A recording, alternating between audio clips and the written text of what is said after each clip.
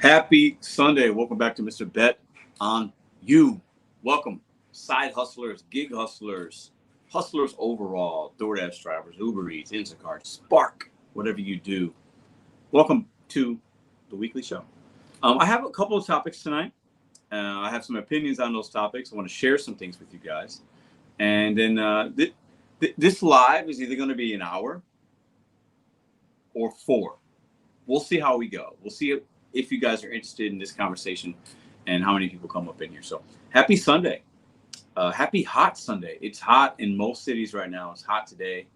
It's hot in Houston. It's hot in Vegas. It's hot everywhere. So hopefully you're not working right now. And if you are, I hope you're making money. But hopefully you got a nice lemonade or Arnold Palmer or adult beverage in your hand and you're ready for tonight's live show. So let's take a look at the live here. Let's take a look at the description. What do we have going on? DoorDash drivers should be making how much? Question mark. Why New York City gig workers are screwed. I'm going to talk about some things that are happening with the New York City legislation, Seattle legislation. Why this is not good. Because consumers now are being charged at 58% more in delivery fees so that DoorDash and Uber don't have to pay what they should be paying already to the drivers, right? So if you don't know, New York City, sometime last year, I believe, maybe even a little bit longer. But now that we're starting to see some more information come out and, drivers affected, consumers affected. And once the consumers' pocketbooks are impacted, that can trickle down into us. Anyways, there's a guaranteed minimum that New York City drivers are going to make for food delivery. Right now, they're charging the consumers 58% more in delivery fees.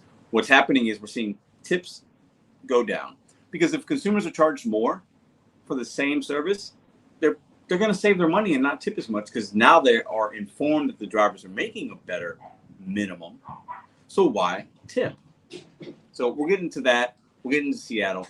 We'll get into how much do you think drivers, how much are we worth?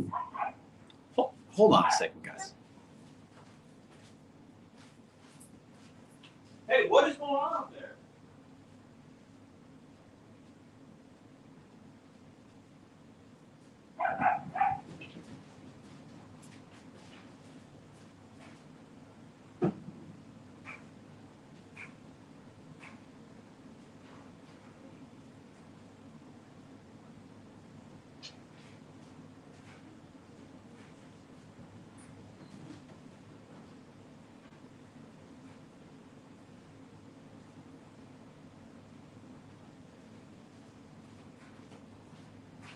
All right, we're back. Sorry, the dog's upstairs, just going ballistic. Anyway, we have a new puppy, so it is what it is. How much are you worth? How much should we be making in this current gig economy? 20 bucks? 25, 30, 15? If you were offered a minimum in your marketplace, if legislation was going to come down the pike and they said, if you got to pick, and it was realistic, and you only had to choose $1 amount per hour or per day, whatever. And if you overshot that, it would stay the same. But if you were sitting at the table with the gig economy companies and the CEOs and negotiating your wage, what would that be for you? What would you think is fair to where it wouldn't cripple us down the line to where, if we were making so much, then everybody would flood to the apps, more oversaturation. The companies would have to charge the consumers more. What is that dollar amount? What is your time worth? I want you to put some in the chat. I'll say hello to you guys in the chat, and then I will put some up on the screen. What is that valuation for delivering food, shopping, delivering packages, parcels, as an independent contractor, not W-2? Because we know some of the UPS or FedEx guys are, eventually some of those guys are making 40, 45 bucks an hour. Some of them are making 25, 30. And they have protections, benefits, not using their automobile. Some would say some of those men and women are actually working harder than us in the heat, all these packages, all these things, some would say they're not, but that's not the point here. How much should we be making? How much do you think this job should be valued at realistically. Yeah, all of us would like to say, well, Pedro, everything considered, hey, I need to be making $50 an hour because of where I live. I'm driving my automobile. I have nothing. I have no protections. I have no insurance. I have not buying into anything. Some would say that, but that's a fairy tale. It's never going to happen. So hit that thumbs up. Appreciate y'all for being in here. All right. So let me read some of the comments from you guys on how much you think we should earn. But before I do that, actually, let me pull up a poll I put up the other day. I'm going to pull it up real quick here. Oh, maybe it'll be quick. I don't know. Who knows how quick it'll be. All right. So let me go to my community post. And I'm going to share some stats with you guys real quick. Okay. So I put a poll up and I asked you guys. Let me get in here and share the screen real quick. I asked you guys about like your earnings. Like, what is your earnings goal, right? So let me go back into here. Hold up. There. Is that it? That's it. Okay. Let me go back in here. Let me scroll down so you can pull this up a little bit quicker. All right. So that's the poll. Let me blow it up a little bit for you guys. Okay. This was the question I asked. What is your daily earnings goal? Now, it will be different for a lot of people, whether you're part-time, you're full-time, your goals are different. There's no right or wrong answer. I was taking just a pulse check of the community. All right. I think we had like 2.8 thousand of you guys vote, something to that effect. Okay.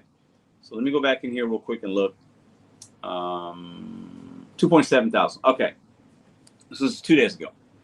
$50. 10% of you guys, your goal is $50. 10%.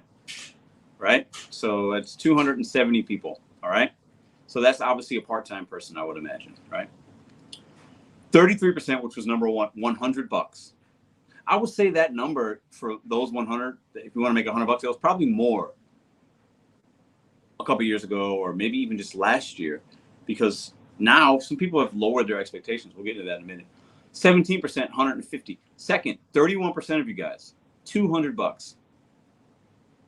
Right? I think a lot of full-timers, that's $200 is probably maybe the sweet spot, depending on your market. And I have no goal, 9%. So I have no goal might be the people that are just doing this for fun, or the people that just want to skew the poll results, which is actually fine. All right. So I asked that question because do we have an unrealistic expectation of earnings in 2024? There's no right or wrong answer. You can enter that. But overall, do we have unrealistic expectations of earnings? And once again, what should we be making doing this type of work, this side hustle in 2024? Let me read the comments here. Okay, Big Carl says I need 20 to 25. So I want you guys right now to put in your number in the chat. Let me go back up a little bit. I'm going to highlight a few of these, okay? All right. Ryan says I'm worth 690,004 and 115% of minimum wage plus mileage. Says Paul Warner, 115% of minimum wage. So if your minimum wage is $15, you want somewhere between what, $18 or something like that plus mileage. What does mileage mean for you? You want a particular amount per mileage that you drive? What up, Ceci? What up, Kevin? I'll say hi to everybody. Joe, what's up? I need between 20 and 25, at least 25. Okay. Sunday is always an easy 250 to 300 with Instacart. All right. $30 an hour says cheeky, minimum 25. All right. Keep putting them in. I want to see what you guys are saying. Todd says I'm in my market. I'm having making 20 to 25. Okay. Jocelyn says 25 per hour in Texas. It should be higher in other states. It should be higher in other states because if you're somewhere, and that's why they have Prop 22 in Cali, cost of living there is crazy. New York City has some things because cost of living is obviously more. Okay, if you're living in places like Massachusetts, cost of living can be high. You know, there's places where you can live cheap in Cali, but those places aren't going to be great, and a lot of people might not want to live there. So excellent comment there, because that's definitely very realistic. Jeremy says 28 an hour, or I go home. Okay, 30 an hour minimum says Juice. Goal is 45 an hour. Okay, that's a high goal. Is that a realistic expectation? Holly, how are you? It's been a while. Good to see you here. Okay, let me see. My goal was 100 in 5 hours, so that's $20 an hour. Goal's too small in space. Okay. All right, let me see what else we got here. Yeah, hit that like. Thanks, Sigma. Appreciate that. G says 20, 25 an hour, 35. Okay. My man Sam, what's up, Sam? All right, hold up. He says, let's jaywalk. New York, NYC in the house, 35 to 40. So Sam is somebody that has been doing a good amount of gig work in the last, 6 to 9 months, Sam? I'm bad with time, but maybe about 9 months, right? And he's obviously impacted by NYC, does a lot of Uber Eats. He's reported some things in his findings to me, some good, some bad. But yeah, he's in NYC, 35 to 40. That's different. In St. Louis, I don't need that necessarily to be profitable because my cost of living is less, okay? John says 30. So I'm seeing a lot of, I bet some of these people that are saying $20 might be in a smaller market. And the ones that are saying 30, probably cost of living where you're at a little bit more, or maybe you've been doing this a while and your expectation is that because you value yourself a little bit differently. You know the game, I think if somebody's new coming in, especially doing DoorDash or Uber Eats, if you're new, and depending on what your background is, you might be happy with $18 an hour in St. Louis, not figuring in your costs and other things to where you're probably making $12 an hour, right? See what else we got in here. Boogie Down. Yeah, Boogie Down's in the house. 50 cents a mile, says Paul. Okay. $2 and a thank you from Tony. I like that. That's actually really funny. Lynn, how you doing? 20 to 25. Okay. Yeah, I know. It's crazy. Emails. $40 an hour. All right. Let's see what else I see here. Let's read this comment here. It can't be fixed, but if fixed, $37.50, $7.50 for operating costs, and $30 take home. Okay, so your $7.50 you're going to put towards your operating costs, your gas, maybe your taxes and maintenance, and then $30 is going to be your take home. How realistic do we think that is, real quick? Let's think about that. And it's $37.50 for you, or if you were going to the table, sitting at the table with Uber, DoorDash, Instacart, whatever, what would you try to negotiate? If we had a representative from each state, because we got to go state by state, what would be your negotiation? If you could sit down with them for one time, I'll share mine. I'm in St. Louis, okay, where the cost of living can be really good. There's expensive places to live, cheap places to live. Cost of living here nationwide is pretty good, okay? Our homes that are reasonable aren't extravagantly priced like other places in NYC and San Francisco and in parts of Nashville or Florida or parts of Texas. Like, it's crazy. Pennsylvania, Colorado, it could be crazy in those types of states. If I was going to the negotiation table with the companies, okay, and this would be a fun thing to think about. And I am the representative for Missouri, okay, or representative for St. Louis, let's say, because Missouri, a lot of different places in Missouri. In thinking about everything and not trying to squeeze too much, because I think if we squeeze too much, and I think NYC, some drivers are affected by this. Seattle, we've been hearing about it. The demand for delivery is down in Seattle and has been. We're starting to believe, I'm going to see New York City demand go down. Doesn't mean you can't make money as an NYC driver or a Seattle driver, but when you don't have as many opportunities and you have oversaturation, like the old analogy we like to use here, you have more fishermen fishing in a pond when the fish in a pond are the same or there's actually less. They're not being replenished. As fishermen take those fish out, no new fish are coming in, so eventually time runs out if we expect too much. That's my point tonight. In St. Louis, overall, I believe $25 an hour for this work is reasonable. Now, some of y'all might be like, Pedro, that's too low. Some of y'all might say, Pedro, that's too high. I think doing this type of work, whether it's full-time or part-time, I think $25 an hour is fair. Now, I might lose some of y'all because you might think that's too low. Well, Pedro, what about this? What about that? I'm speaking of St. Louis. I think that would cure a lot. But could the companies even afford that? Some would say they don't make money, Pedro. How could they afford it? Where's the money going to come from? The money's going to come from, just like in New York City, 58% more in delivery fees.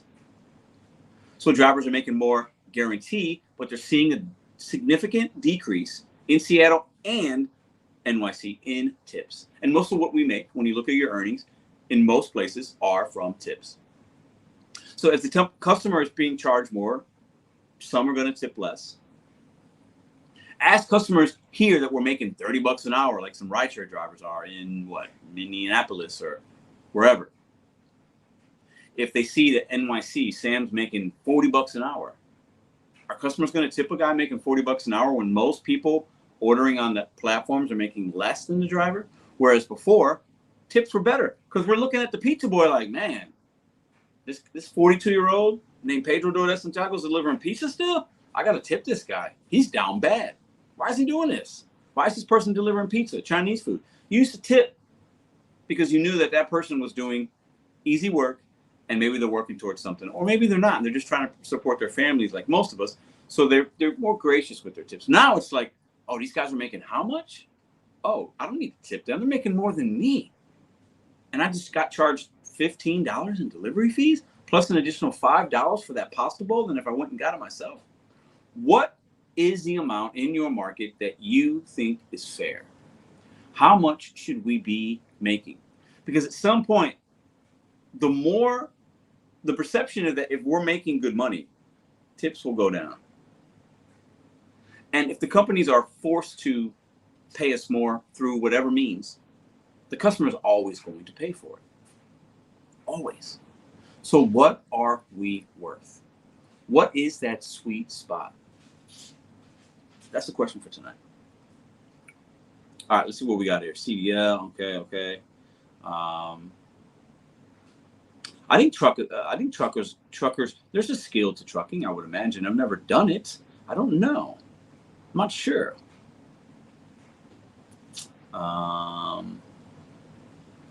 See what Chris got to say here. Pedro, you think if Pedro has to pay car insurance for delivery, would they be doing it here on car? I don't know what that means. I don't know what you're trying to say there. Let's see. Working 1,000, making 3,500. It's unskilled labor. Try learning a trade. You can't even get 40 an hour doing that. Oh, I see. That's where that comment came from. Well, I think this is different from trucking. I think trucking is a little bit different. You're working. The conditions are different. You're away from home. You're hauling things that are worth tens of thousands of dollars at times. You're in a truck which offers a different types of like safety things. It's different than what we do here. And there might be some truckers in here, probably not many, but I think what we do is easier than being a trucker, in my opinion. Picking up from McDonald's or doing some shopping at Aldi is a lot less stressful, I think, than driving a big rig, worrying about all the cars on the road, people brake checking you, loading or unloading, which some of them don't do, the timings, the routes, sleeping in your truck, being away from your family. I think that work is more significant in some ways. That's my opinion on it. But what do you guys think? You guys can still talk about that. Let's see what else we got here. If you were in the Ozarks, you would want more, and that's in Missouri. The Ozarks, there's places in the Ozarks, I've been there, that aren't that pricey to live. Some mansions in the Ozarks, but then you can be in the Ozarks or around the Ozarks, and it's not that expensive to live there. Let's see. Not to mention being accountable for $1 million of merchandise. Yeah. Is that hoodie? That's Trump CGV. Average UPS driver makes $75,000 a year where I live, and make up to around $150,000. Yeah. So this is a good question for you guys. Is what we do on the valuable scale less or more valuable than CDL truck drivers? Good question. I'm going to pause for a second, drink my lemonade, and let you guys answer that.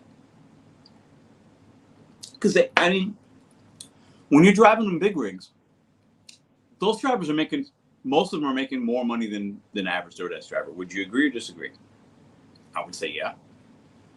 They're making more because what they do just involves more. I think what we do and what we've seen by the deactivations, the low pay, the low tips, how we're valued by the customer. I believe a customer looks at a DoorDash driver as a peg down from an Amazon driver. They're probably even their mailman. I think they value us less. I could be wrong. You guys can answer that. I think to the average consumer and the company, we are valued as lower on the total pole than a CDL certified truck driver, the mailman, Amazon, UPS, FedEx. I believe the average American looks at us as a peg down from that. What do you guys think? Is that fair to say? Now, I think some of us that do this kind of work probably do maybe even better and are valued higher than some of the people I've named that are in those trades. But we have to think about how the companies are looking at us, how the consumers are looking at us. And right now, I'll tell you this right now. I am way more easily replaceable than the guy driving the big rig that's going to wake up tomorrow and has $100,000 worth of product from a Walmart or whatever, or any, than me waking up and I got some caterings and some McDonald's. I think that's why we're struggling the way we're struggling. We are not valued. The companies don't value us. Some of us ourselves don't value what we do and how we do it and how we appear and how we dress and how we communicate. I think that's why we're having this issue. We are doing work that they can replace us like that so quick. It's so easy to find somebody to want to do this. And all you need is a car. Maybe you don't even need the right kind of insurance, a heartbeat. You might not even need a valid driver's license in some cases, and you can do this work. You can't do that with others. When you're trying to get a W-2, the process is longer. There's applications, there's interviews, there's this, there's that, there's certification, there's training. No training doing this work. So how much should we be making? I said, and I threw that out there, $25 an hour at least in St. Louis. If I wasn't able to make that, I wouldn't do this work. That's kind of my benchmark, and that's a low figure for a lot of you guys. Because think about all the things that we have to consider and things that we have to do and things that we're paying into and not paying into. Taxes not being taken care of. Fuel costs, car depreciation. I just had to get rid of my car that I have for 4 years. Because it was done. It was done because I put a lot of miles on it. All right, let me read the chat. The driver isn't responsible for the load. Okay, yeah. Badger says, it's not about value, it's about skills. And they won't look at each independent contractor. That's a given. Yeah. Socialism sucks. Insurance rate is difficult related to drivers. Okay. So rideshare, yeah, I'm going to stick to rideshare. $50 an hour. You make $50 an hour doing rideshare? Where are you at? You make $50 an hour. So if you're working full time, you're making over 100K doing rideshare. It's unbelievable. Turo, you know what? I've looked into that. There's some interesting things about Turo, good and bad. So how should we be valuing our time? I mention that because let's get to the second part of what I want to talk about tonight. This work is good. It's done a lot for me. I think it's done a lot for you. A lot of you guys are in here full-timers, been doing it for several years. Maybe you're full-time or part-time. You're kind of new, but you're kind of liking it because you're able to meet your monetary goals. You're paying down debt. You're putting away money. You're supplementing income. You're in between W-2, so you came to this work. In my opinion, there's still a great amount of value for yourself personally by doing this type of work. But at what point are we overvaluing ourselves? Now, hear me out for a second. Jose, appreciate that, man. Thank you. It's kind of like, there are people at W-2 that tend to overvalue themselves sometimes, and they price themselves out of that job. There are ball players that do that. And we're not ball players, okay? But I think when we're looking in the mirror and we're saying, how much am I worth per hour, per day, per my time? For getting into my vehicle, how much should I be making? 50, 100, 150, $200 a day, $300 a day.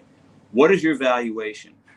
And are you aligned? Is that aligned with the companies you're working for? If you're worth $35 an hour, $50 an hour, like the rideshare guy said, are you working with a company that's able to pay you that?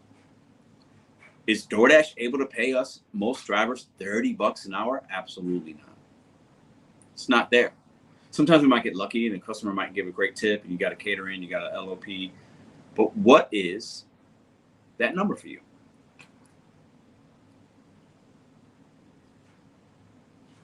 Oh, I do have an email. Yeah, actually, you know what? I'll put my email up for you right here. Let me find it. I'll put my email. If you guys have things you want to email me, there it is right there. That's the email address. I'll leave it up for a little bit. Let's read some comments. What do you value your time at? I mean, are you working the right app? Because if you're not working the right app, you got to find the right app. DoorDash might not be it for you. Spark, so far, it's not it for me in St. Louis. It's not it. Curry, not enough opportunity, right? I might have a load here and there. I might get a couple days a week. I might be able to make a good profit line. But I mean, you have to go and spend time with companies or markets where the customer is going to take care of you to find that spot for you. As independent contractors, that is on us. Now, some would say, well, Pedro, we need legislation. I want what NYC has. I want Prop 22 money. I want that guarantee. I want that check for my full-time hours at the end of the week. Because some drivers, extra $250, $300. I've seen Prop 22 money, $400 additional to what they've already got paid through for being active. Pedro, I just want to be paid for my time. I want Prop 22. Some would say, hey, I want that. I want that. Hey, you might not be wrong if that fits your lifestyle and you think there's some benefits to that. Some people say, Pedro, we need a union. Some people have told me I need to be the union rep. You should go out there and try to battle these companies. We need a union. We need a union, right? There's a lot of different ways people think that we can have success in the gig economy. But the most important thing on a day-to-day basis is what apps are you choosing to give time to? They're going to pay you for however you value yourself. Appreciate that. Yeah, cool. $280 for 8 to 10 hours sounds good. Okay. Yeah, if you're going to work 8 to 10 hours and make $280, I think a lot of us in the chat would say that's a good day. I think almost 100% of us should say, hey, if I'm going to work 8 hours and make $280, yeah, I'll take that. Is that fair? I mean, I think I'm good with $280 for 8 hours. That's good money, right? So here's Todd. He's one of the people. I've said that Pedro could be a great as a year. I don't know. I don't know enough about unions to really say that I would be good at that. I just don't know. I'm not well read on the politics about that, the intricacies of how that works, right?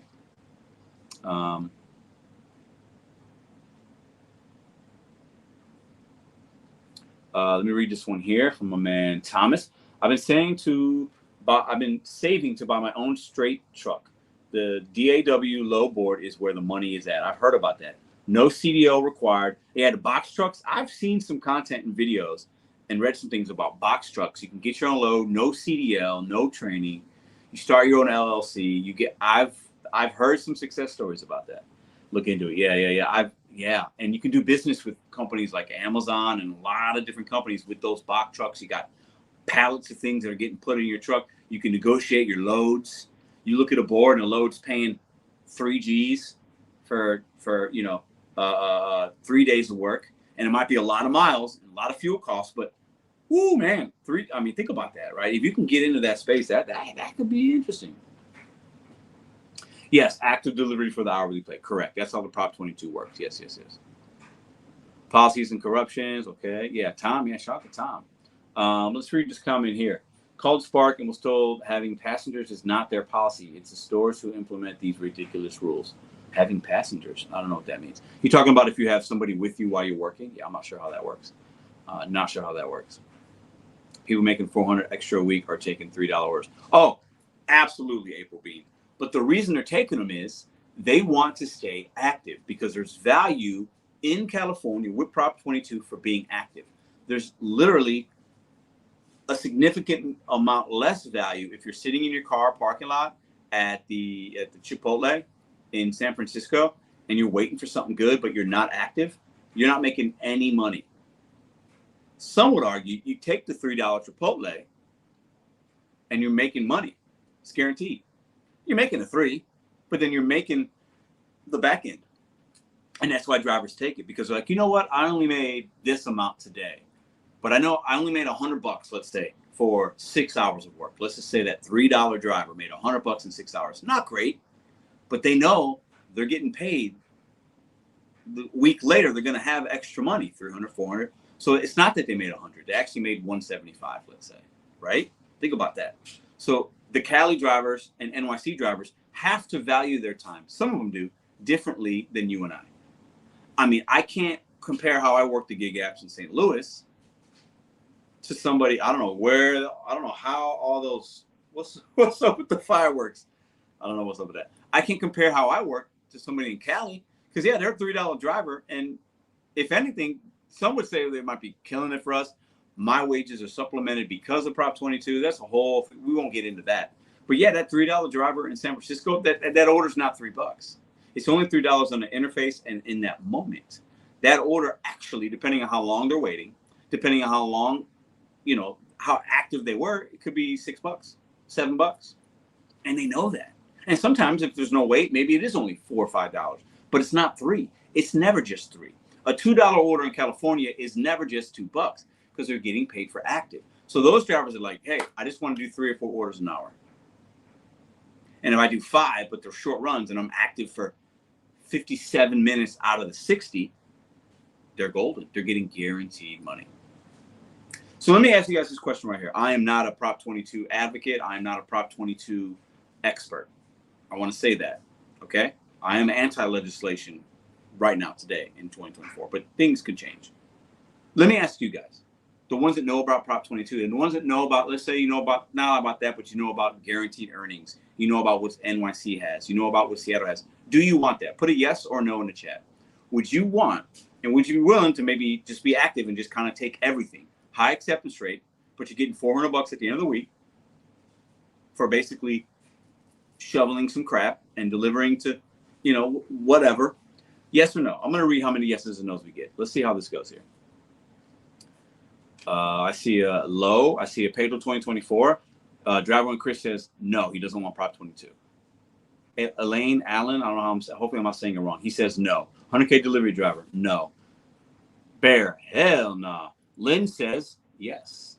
She likes that. Lynn says yes, give me that. I want to make more money. I want some guarantee. No employees, thank you. Okay. No, because I can make more. 2011, yes. Lane says yes. A lot of yeses. Yes. Yes, right here. Yes, McCallie, and also do CT. Okay. Zachary says no. God damn, this chat's flying. No. Sam says yes. Oh, hold on. Let me read that comment. Let me go back up. Yes, it's about fairness. There you go. It's about fairness. It's about having some kind of guarantee for Sam in NYC, and he knows he's being paid for his time, irregardless of the tip, irregardless of whatever. He's being paid to wait. He's being paid to work. He's being paid to deliver. It is more of a guarantee. Motor City says no. I'm in NYC, and it's great, says Ceci. See, she does Grubhub and Amazon Flex. She likes the guarantees. I live in California. Prop 22 is trash. Okay, so somebody doesn't like it. And this is what's good here is we have different perspectives based on, hey, how long have you been doing this? Are you part-time? Are you full-time? What are your financial needs and goals? Do you have kids? Are you a little older? Do you need pocket money? Do you need all income? So there's no right or wrong here. It's a matter of preference. But what do you value your time at? And would you want some type of guarantee? I see probably 50-50 here, no's and yeses. Yes, Callie, without it, it's terrible. I've heard that from a lot. Laura says no. Okay, no, because NYC, you need to schedule now. Okay, I've heard different things about that. Okay, April says you don't get $400. Somebody's freaking sending you snowflakes and unicorns. April, I've seen it. But I think that 400 might be from people that work a lot of hours, so they're active a lot. I could be wrong, but I've seen it. I've seen people I've met in person in California. I've been there twice, and they've shown me the payouts on their phone. I don't know if that's necessarily normal, but I've definitely seen it. I will say that. I appreciate the comment. Ooh, I like this one here. Pedro, if they put an hour guarantee, there would be no orders. I think we've seen that in Seattle. We've seen a dip in orders because of the $5 regulatory fee that they put in, charging the consumers so they can pay the drivers. And we've seen a dip in orders, and a less opportunity for us is not good. Even if there's some kind of guarantee, if we got more people coming to the apps and then you have less opportunity, recipe for disaster, in my opinion. It's the beginning to the end. It's the race to the bottom when we mix those things together. We might not see it now, but the more that legislation stays in, it could be a problem down the line. It could be. Let's read this comment here. And Callie, wife and I both full-time DoorDash. The weekly add-on money is nice bump and makes up for no tippers. There you go, David. That's his perspective. And I think a lot of drivers have that perspective.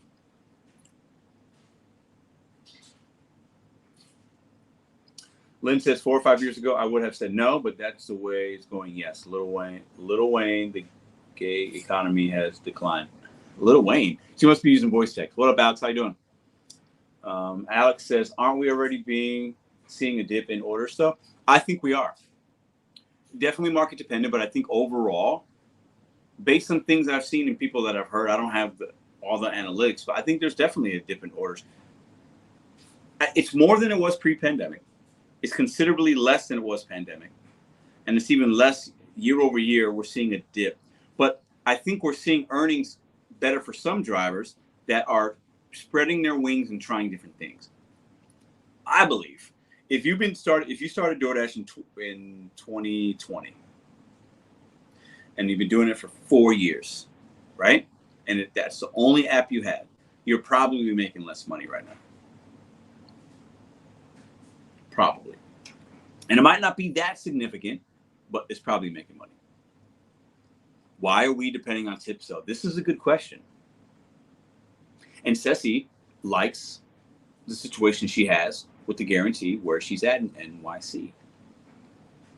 Why are we depending on tips? Well, Ceci, I'd say this, the same way that servers depend on tips. It's similar. The business model is very similar. They push off our wage to the consumer.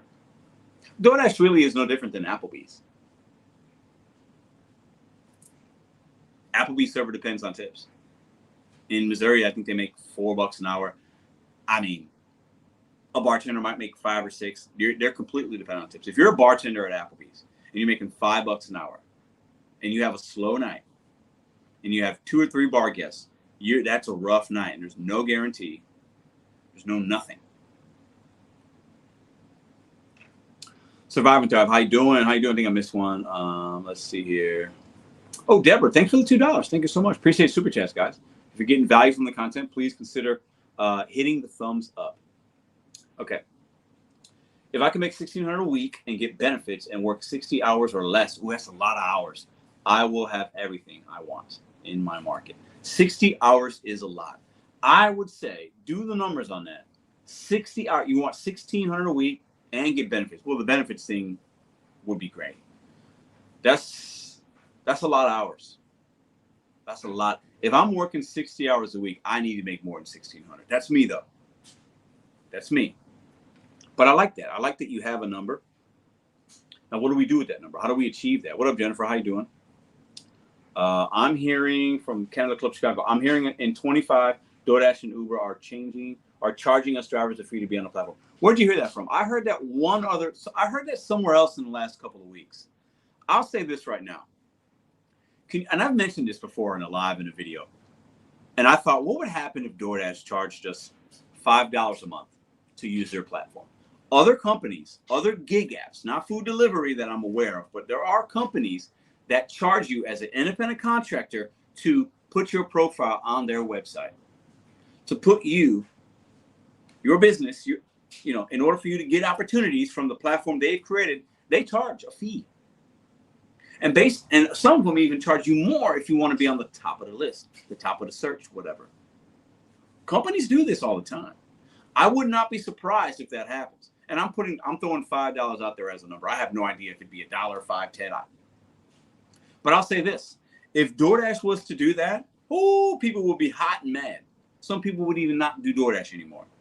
But the majority of us and you, if you were charged $5 a month to have access to earn on the DoorDash or Uber or Instacart, many of you would still do it. That's the next question. If you were charged $5 a month to work on DoorDash, Uber, Instacart, whatever app, the app that you do good with, would you pay the $5? Yes or no? All right, let's do a little Q&A here. Yes or no? Think about that, $5. What if it was $5 from, it would have to be $5 from Uber, DoorDash, maybe it was $3 from Instacart. The Curry app charged you $100 a year to be a Curry driver. What if Delivered At the catering company said, hey guys, we're having a fee, $50 a year if you want to continue to drive with us. $50 a year, would you pay that $50?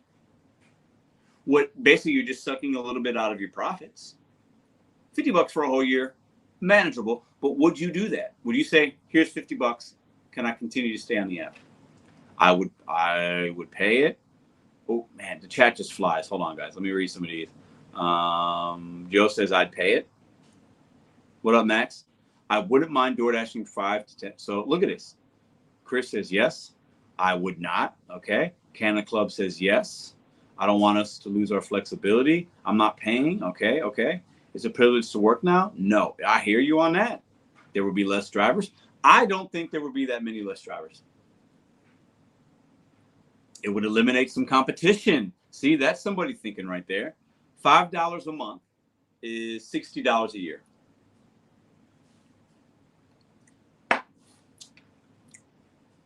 So someone would say, well, okay, $60 a year. All right, I can make that up. I can make $60 in 2 or 3 hours in my market. So, all right, I'm done for the year. I paid my fee.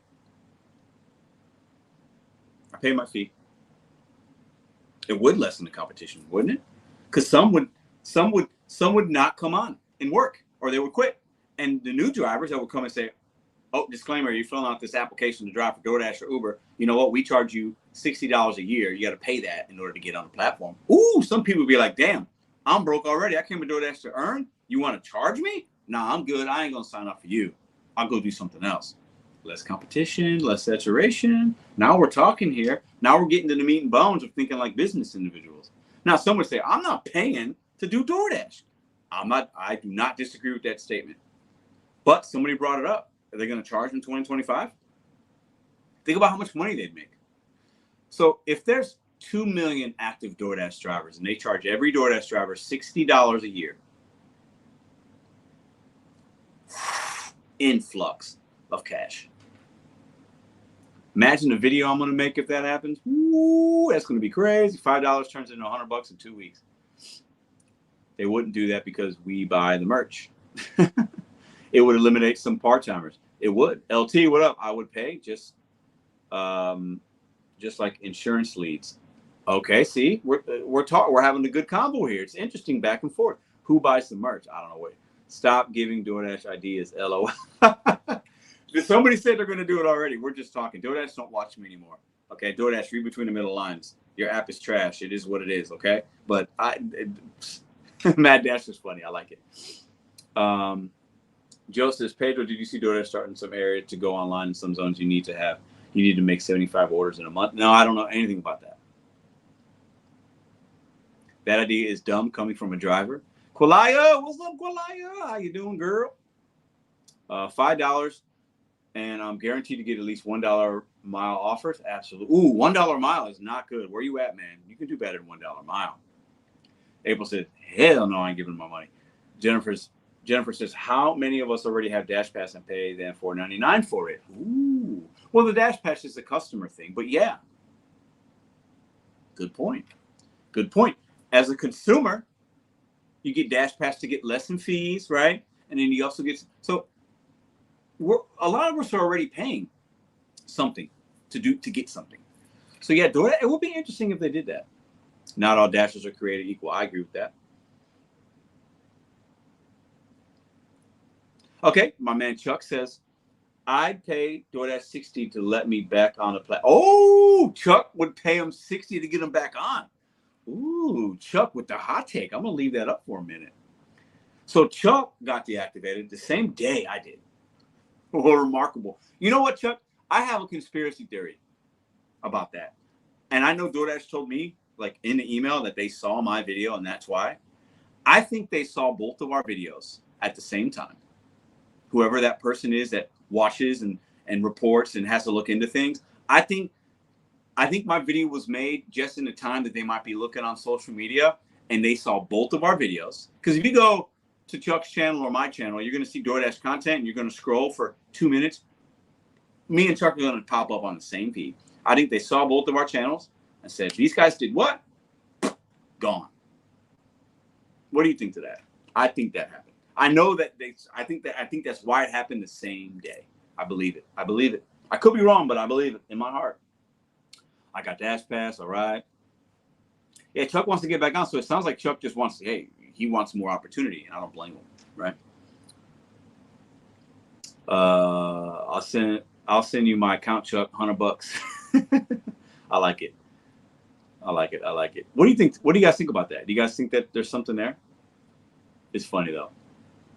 Helen, California, they want to charge us for every mile we drive. I heard about that. Well, that's because from what I hear about that is there was a gas tax and more people have EVs. They're not collecting on that revenue. So now they're trying to figure out how do we get that money. That's how I understand it. as a novice. But what is this one here from Hoodie? Pedro, did you read an article about the Brazilian chick who braided all the big companies? No. I'm not sure what that's about. Chuck's had enough apart. Todd says, do you think if we pay the yearly fee to Dash and was deactivated, you think they would reimburse us? Absolutely not. There'd be something in that fine print that say you're not getting your money back if you get deactivated. Jaywalk, man, you have to do that. I appreciate the $4.99. What's he saying? Pedro, bring me in. I can talk about NYC. No video, though. I don't know if I'm bringing anybody in yet, but Sam, we need to talk because I do want to talk. I like to do a pre-recorded about NYC and then put it on the channel. We'll talk later. They tax for everything. You're so right about that. You're so right about it. Nobody tries to get higher on Uber days. Why? Well, I think it's just different. But Uber's going to go to some AR model. Trust me. My acceptance rate with Uber right now is 11%. And I see good and I see bad. I see a lot of trash with that. But Sam, I think it'd be more. I think if we thought about it and had like a pre-recorded thing, I think it would be better. What do you say to that? I'll wait to see what you comment. Oh, that's AMC. What's up? Todd says, what? Oh, sorry, man. Not Todd. Jack says, what do you think about Nugs making over $2K in a week and on earned by time? Well, he worked a lot of hours, I'm sure. I think that's not unrealistic. I think if you dedicate 7 days, 12 hours a day, you can make $2,000 doing earned by time, because the difference between earned by time on DoorDash and earned by offer in some markets is not that far between, because you're going to still get some good orders on earned by time. You're going to get some trash. But what earned by time does is it guarantees, but then it also keeps you very busy. It keeps you driving a lot. So your profits on that 2K might not be what you want it to be, but you're still going to have 2K. But you're working 7 days and you're pulling in a lot of hours. I don't know how many hours you worked. I didn't watch that video. But if you break it down by that measure, is that really a good week? I mean, 2K cash is great, but what's the real cost? How much did you, like I'm not working 7 days, 14, 15 hours a day. There's no way that I'm going to do that. There's no way. I can work a fraction of the time, working multiple apps and make half the money, but that, it's a lot. It's a lot. It's a lot. Let me see if Sam responded. 54, they already introduced it in a rideshare. Yep. It will trickle to Uber Eats. Absolutely, Alex. I believe it. These companies do a lot of things similar. 103 hours is what he worked. Ooh, that's a lot of hours. I've never worked 103 hours. I've never in my entire life worked 103 hours in anything I've ever done. And I've worked in restaurants and worked a lot. I've never worked 103. That is insanity. But he did it for content. Nugs is a very smart man. But so he made less than $20 an hour. So the guarantee for his marketplace is probably $14 an hour, somewhere in that range. And he made more than the guarantee because some of those orders had tips and blah, blah, blah, right? So I'm not surprised by it. Not surprised by it. What up, Terry? Jorge, what's up? Read this one here. Funny person says, a good topic idea would be, how do we fix saturation in the gig market? Should the companies do more or just let the market dictate it? Some companies do put you on waiting lists. DoorDash has one too. Instacart, Curry, Spark, Delivered. There's waiting lists on some, depending on that level. They all have a sweet spot.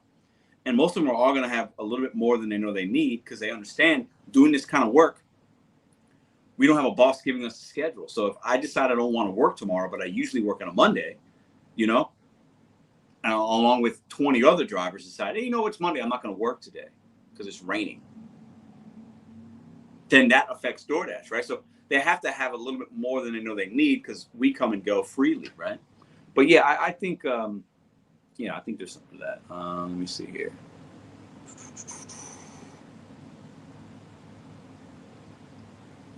As ASMR, it's acronym for some kind of something. Somebody answer in the chat. You fix saturation by cherry picking, sure. But what if there aren't cherries there anymore? There used to be more cherries on them trees. There's not as many cherries, man. With the order volume down, tipping less, there's not as many cherries. All right, so that's kind of the topic I had tonight. I made 1991 in 103 hours. App was on. So you had to on for 103, but you weren't active. Nugs, if he did earn by time, he was active for a majority of that 103, I would imagine. I'll have to watch the video. Maybe I'll just text him. I got his number. But yeah, it's interesting. It's interesting. Okay, legislation. Wow, I also had a funny story of powwow. Oh, okay, legislation powwow. Also had a funny story about a former TV executive doing Uber Eats. And yeah, we'll talk. I'm actually, I've been talking about it in some videos, but I'll be leaving on Wednesday, guys, for Bel Air, Michigan. So I got my hat on. See it? Okay. So we go there every July. I think this is the 4th or 5th year. So I'm going to be leaving Wednesday. I'm not back until Sunday. So I think the week after, Sam, maybe we can do Monday, or maybe even Sunday night when I come back. We could do it.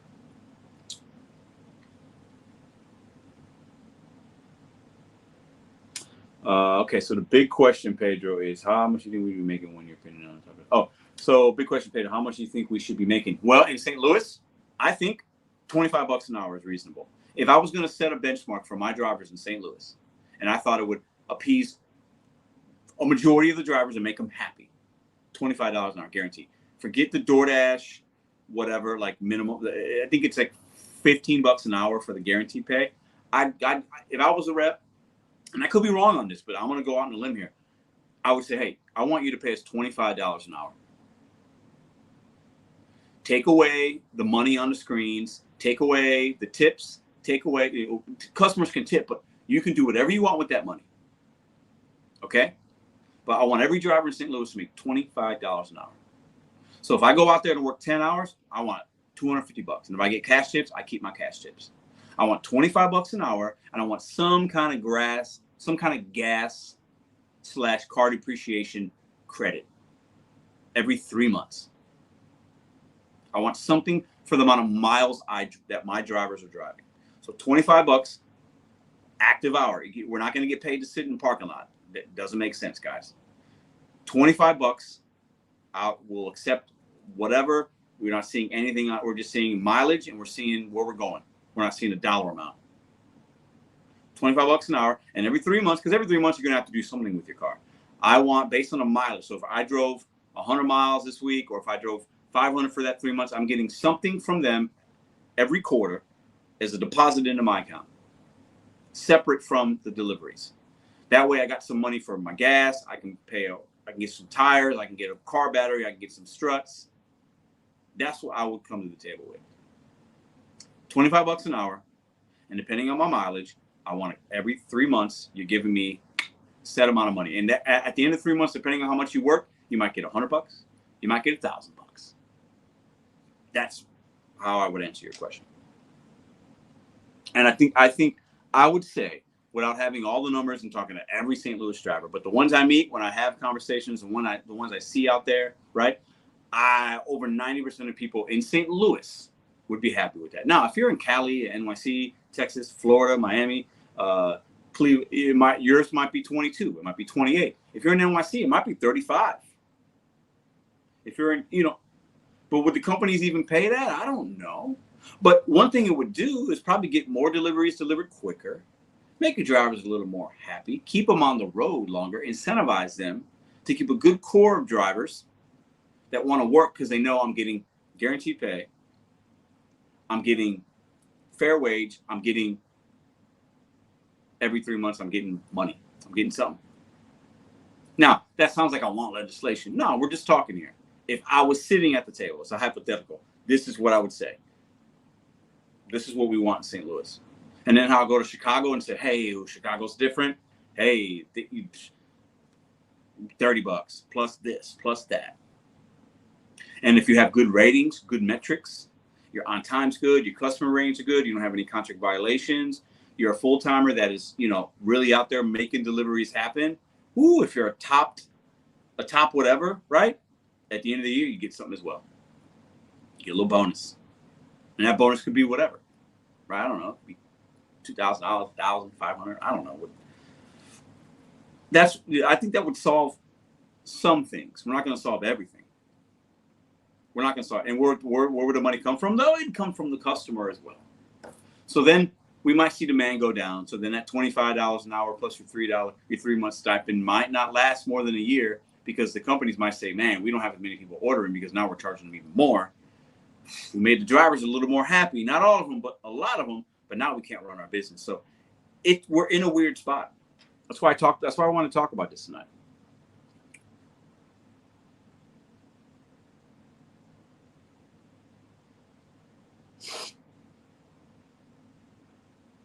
Oh, I like this one here. Agree. Except the drivers wouldn't deliver food faster because they're getting. That's a good point. And we see some of that in certain marketplaces that have it. When you're on that active time, there's no reason to be fast. You're getting paid. So there have to be something in there to where they would either track the GPS or incentivize drivers for doing more deliveries. Because if you're only going to do 2 deliveries in an hour, right? And each delivery is only 3 miles, but you're just taking your time, you're sitting there, you accept an order, you just sit in the parking lot for 15 minutes watching YouTube and then go in and get it, but the order's been in there for 14 minutes. That's a problem. But, it's hard to have an answer for all the workarounds, right? It's hard to have an answer for all the workarounds. There's no easy. Hey, Kevin, I hear you. We're talking. But how much do we value our time? And are you working the right app that's going to pay you for what you value yourself at? Jorge, north of Traverse City. Okay. How can you make $20 an hour with $2 offers? Well,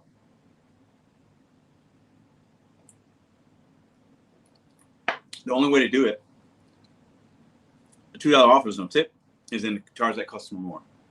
Say, hey, you're not going to tip, but we're going to charge you this $5 regulatory. And it's not working in Seattle. So it's a good point. It's a good point. The companies would have to come out of their pockets, basically. Make America Americans again. I don't know what that means. Don't take 2. Okay. $35 an hour is consistently possible if you know how to shop. I believe that. I think in some markets that is true. If you're willing and able to shop and you know your merchants and your shops and you're quick, yeah, I believe that.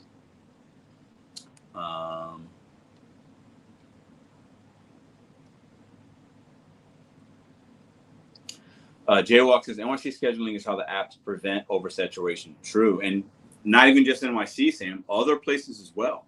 We're starting to see it. In St. Louis, Madison, when she does DoorDash, she has to schedule. And there are times she's ready and she can't work for an hour, hour and a half.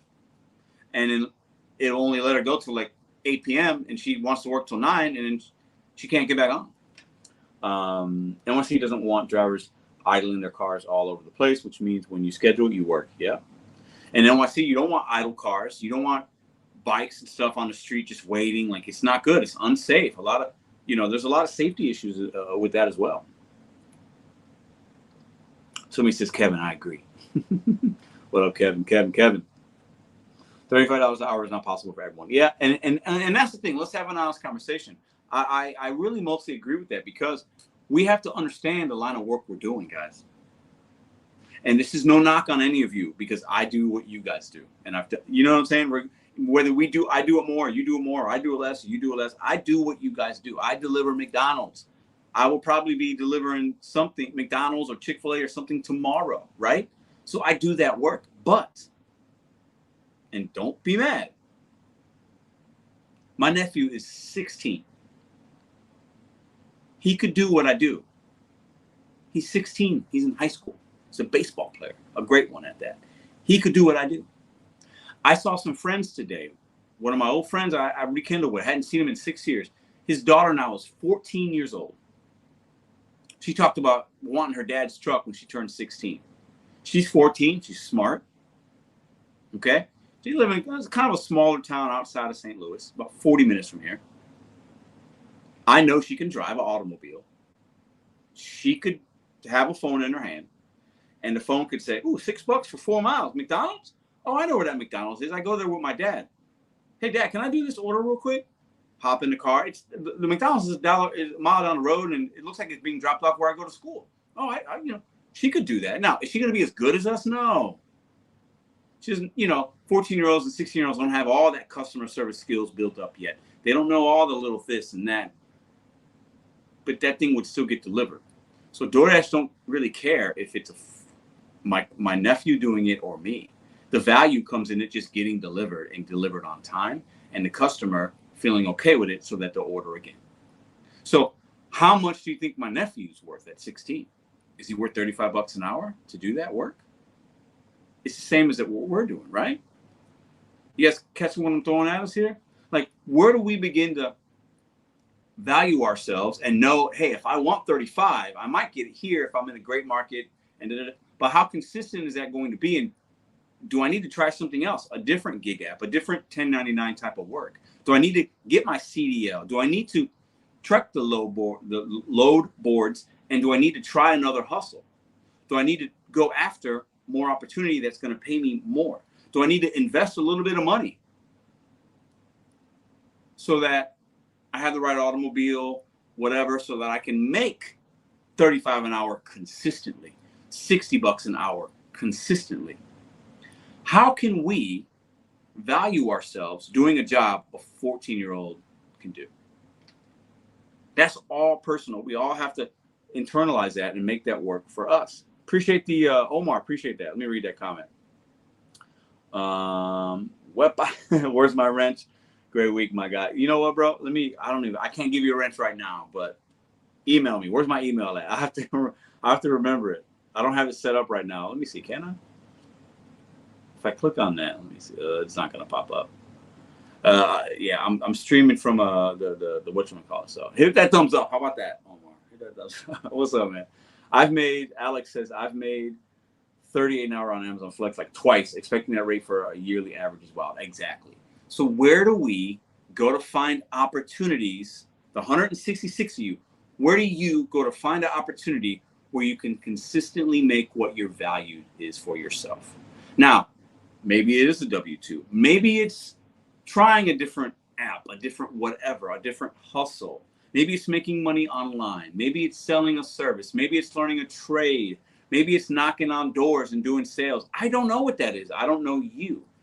But some of us DoorDash and gig economy drivers are out bidding our own selves. And some of us are digging a hole.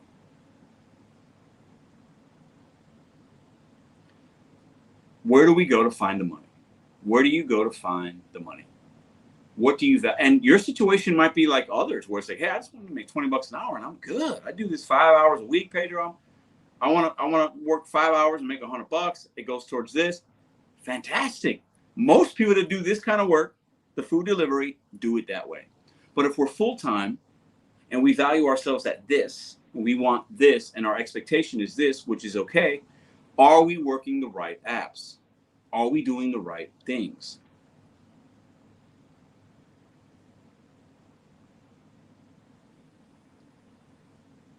See what y'all got saying here. Catering, yeah, I got 3 caterings on my queue for tomorrow. Right now, out of the 3, I can only take one of them. So I'm waiting to see if they send me another one, and then I'll have to drop the 2. So I can do 2. That makes sense if the timing's better. But they're also close. But what I don't want to do is drop 2 of them now. And if you know deliver that, you know. I'm speaking to maybe only a few of y'all. But if I drop 2, and I might accept one that would have went better with one of the 2 that I dropped, right? So I'm trying to at least have 2, but I can't have the 2 out of the 3 that I have right now. I know that sounds weird, but yeah. I had a good week last week with catering. I think I did. Hold up. I think last week I did like 3, 6. I think I did like 11 or 12 caterings, which is a pretty good week for 4.5 day work week. Food for thought. Let me see here. I say work a job, save, and then wait until the big girl pops. I don't know what that means.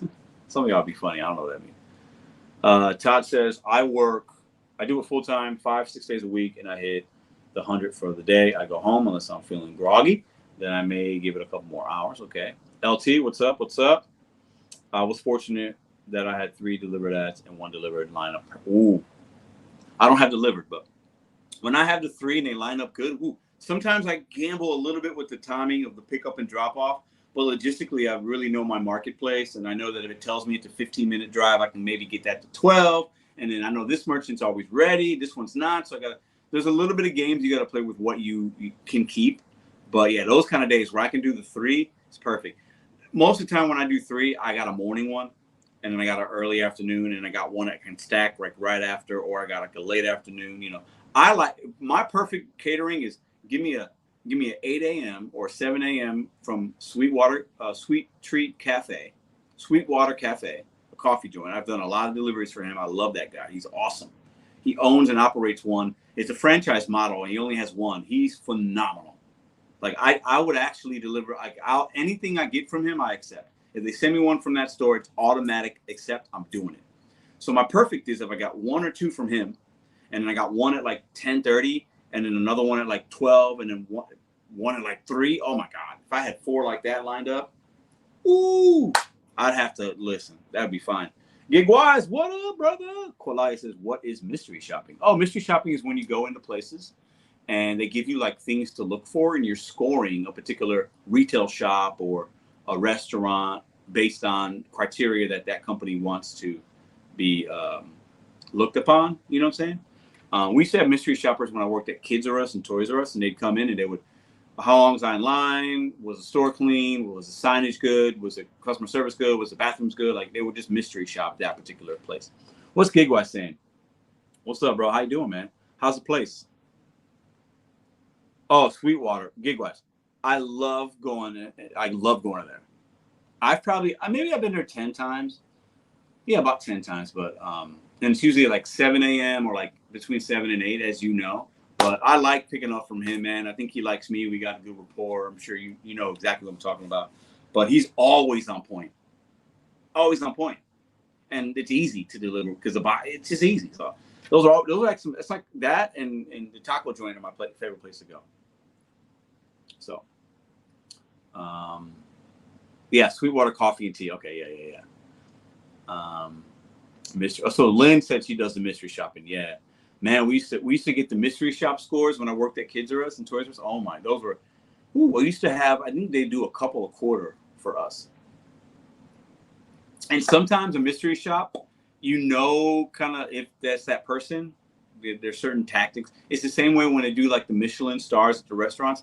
There's certain things when those people come in to critique or like a food critic or whatever. Sometimes if you've been doing it a while, certain key indicators to look for to make sure you're ready if that person walks in your building. You've been there before 6? The earliest one I've had, I think, might have been like 6:55. I didn't even think they opened up before then. But yeah, that's crazy. The one and only Pedro, what's up? What is this one here? Pedro will become a weatherman for the gig apps. Imagine giving a forecast. Would that be funny to do a segment on YouTube where I'm like I do a little video and I do like 10 videos in the morning that are like shorts or like a minute. You just give me an idea. See how my brain works? And like the major cities and a few other ones. Or I just do 10 a day and I touch on each week. I touch on like 70 different cities. And I'm saying, hey, gig drivers, the weather report for St. Louis, Missouri. Woo! And it's like a short. Not that it would be, who would need it? You just go on your phone and watch the weather. But hey, we could make that fun, right? That's kind of a cool idea. Pedro, we need to talk soon. I have found a great Instacart honey hole. Oh, okay. Well, hit me up, man. I've been doing a little bit less Instacart. I've been doing more Uber, gig-wise. I've been doing more Uber. I think this week I made $400 on Uber, which isn't a lot of money, but like that's the highest earning week I've had for the last probably 2 years. But Ubers, I'm noticing the trends. The lunch is not good in St. Louis. The dinner's better. I'm noticing some things. The mileage on some of these is just absolute insanity. But I'm definitely working more Uber, man. Working more Uber. Houston folks need. Oh man, Houston! Shout out if you're in Houston or were affected by those. I think it was hurricanes, right? Yeah, it's crazy, man. I know my man Hector. He has a channel called Papi Chulo. He was down all week, man. Rebecca, how you doing? Sarah Elizabeth, what's up? Lisa, what's up? AJ, what's up? What is the place you go to most? Is it still Aldi? Well, right now, no, because I'm doing Instacart, but I don't see, and then without DoorDash, I used to see a lot of DoorDash on Aldi, and I would mix in the Instacart Aldi, but I don't do as many Aldis. And I'm fine with that. Instacart Diamond Shopper, nice. Okay, I was Diamond. I think, what am I right now? Let's look at it live with you guys. Jeremy says, gig-wise, care to share your honey hole? Let me look at my Instacart, because I think I am platinum, which I think is the second. Let me take a look. Let me show you my earnings for this week. I made $23 on Instacart. I did 2 Instacarts. Let me see. Oh, I'm gold. Ooh, I thought it was gold. There you go. I was diamond, but that's, you know, with Instacart, you have to do it's like points. The more you do, the more higher up you go. And I've had mixed feelings on if that matters or not. I do think situationally, like a lot of the other tier programs, I think it does, but not always. That's my best thing I'd say. Did I quit? I haven't quit Spark, but this week I did 2 or 3 Spark runs. That's it. I did the 11 or 12 deliver the apps, and then I did Uber Eats. So I don't like, so far I think Spark is absolute dog shit. I gotta say, it's bad. As far as what I see and the areas that I'm choosing to stay in. But what I've noticed is I have the St. Louis zone, so it's all over. The proximity thing might be something, but I see stuff for Manchester, Fenton, Maplewood, Kirkwood, Walmart. I see Home Depot. I see Shrewsbury. I see all over St. Louis. So, but the opportunities on Spark are abysmal, and it's bad, man. I saw an order.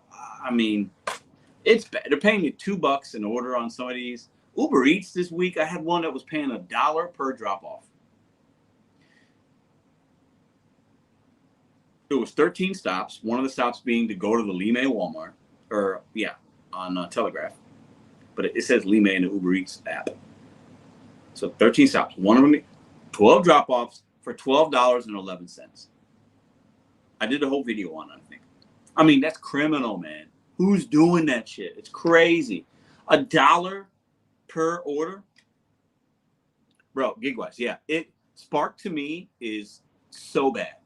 It's like, if I'm gonna rank them, the apps I have currently, I would say Curry's the worst. Curry is fucking garbage, bro. Spark.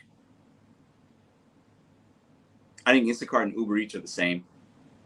And I'd say Deliver, that's my number one. As far as the app I like to do, I wish there was a little more opportunity, but I overall like it. And when they keep me busy, I'm good. Yeah, Dash and Trader is in Edwardsville. So he's in he's in Illinois. He's in a different area. And he does it a lot. So maybe there's something to his metrics. I don't even have metrics yet on it. But I think it's complete dog. It's bad. It's so bad. Sarah, what's up, Sarah? She says, I did a triple curbside for Spark today. Loader gave me a busted 36-pack of eggs. He mixed up 2 of the orders. Luckily, I checked. Yeah, that's crazy. Yeah, you got to watch for some of those guys, man. Yeah, that's crazy. But times have changed. The saturation, who's doing it, it's wild, man. Complete patience, and I lack complete patience. Zifty. So I looked up Zifty last month, nothing. But I noticed when I was at a Bonefish Grill, Gigwise knows, I was at Bonefish Grill, and there were 3 orders there. One was mine. There was another Deliver That, Easy Cater Deliver, and there was an Easy Cater Zifty. I looked at the bag, the receipt. It said Zifty. I'm like, Zifty wasn't even an option for me when I looked at the cities. So, but then I met a woman that was picking up that order, and she said, well, yeah, Zifty. So anyways, I got to figure out the Zifty things. I think it might be back. I don't know. But I also heard Easy Cater runs all the apps. So Easy Cater's the big dog, and they got all these apps, like 10 of them underneath. And some, they operate differently, but they're all under the Easy Cater umbrella. And somebody else told me, and I don't know if it's true, that all these companies, even under the Easy Cater umbrella, are all operated by one big company. So that's a whole nother video, maybe. Yeah, I know. So I planned initially not to have anybody come up. I just wanted to talk. I wanted to read a lot of the chat tonight. That was my goal, because I know sometimes I miss stuff and I want it to be interactive. I hope you guys are getting value in that. I'm trying to read the chat and just have a conversation with as many people as I can about what we're talking about very organically. If you're getting value from this content, hit the damn thumbs up button. Bird, what up, Pedro? Honestly, you should do a video on your fave apps for use. I've done it for us people who aren't familiar with apps other than DoorDash. Bird, I actually did that video a couple of months ago, and that's why I do videos that can be repetitive. I know some people don't like it, but I know some new people come here every day, so I'll probably do that video again, but it'll be a little while. But yeah, that's a good recommendation. Zipty is good. I have one tomorrow. Nice. It's a small $24 order. I've heard they can be small. I want to get on delivered. That's what I want to get on. And there's a few other ones. I won't mention them now. I'm trying to get to 10 catering orders, and I'll see better offers. Nice, man. 63, my best offer one so far. Perfect, man. Yeah. The lowest one I've done basically with Deliver That. The lowest thing you're going to get on Deliver That's going to be like what? $28. 7 base pay, and then 21 tip. But I average like 33, 34. I had one last week. I think it was Friday. It was a Friday after 4th of July. And it was actually from the coffee place we were talking about, gig-wise. And I think that order paid me almost $60. Yeah, because there was some mileage there, and then it was $900-something. It was going to the Amazon out in Illinois. And it was going to the Amazon up north. I'm sorry, like towards St. Charles or something. Anyways, so it paid me like $60. That's why I did it. And it was early, but it is what it is. Good question, Destiny Divine. Do you feel the summer slowdown is real, Pedro? I believe, Destiny, in some markets it's absolutely real, but not in every marketplace. But I do believe there's something to that. People have different ordering patterns, eating patterns. The weather's different. People are vacationing. People are eating at different times. More people are doing these apps in the summer, whether it's college kids, college kids, teachers, this, that. People move differently in the summer, so there's something to that. But there are some markets that are more affected by it than other markets, right? But good question. I believe there's something there. If it was new ride, you should check out Sir Sempex. We're gonna have to have lunch, man. Gig-wise, I'm gonna buy you lunch. We'll go to Taco Bell like we did the one time. But we gotta talk. We'll talk soon.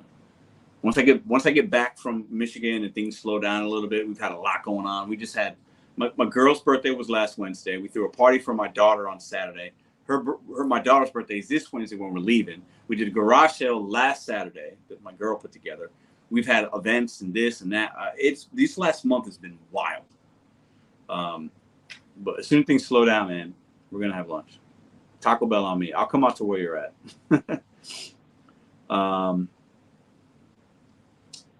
Thoughts on universal basic income because the AI will take all our jobs. What do you think AI will do to the gig work in the future? I think AI will affect us marginally.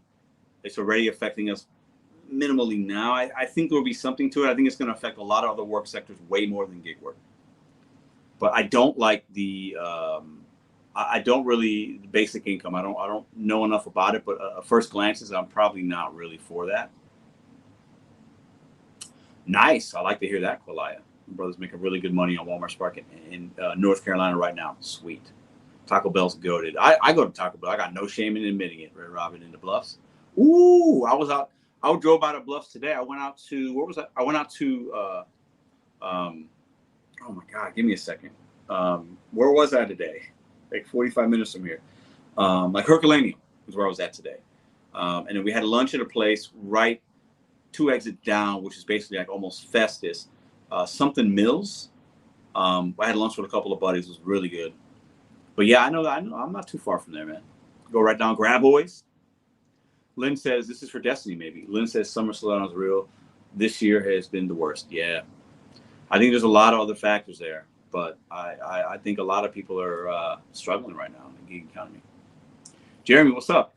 I like Instacart because it's way less overhead and more profit. The mileage can be better sometimes. You just got to be willing to shop and bag and unload and and find things and spend 45 minutes shopping and order and 15 minutes delivering and make 30. Sometimes, yeah, fair. That's a fair statement.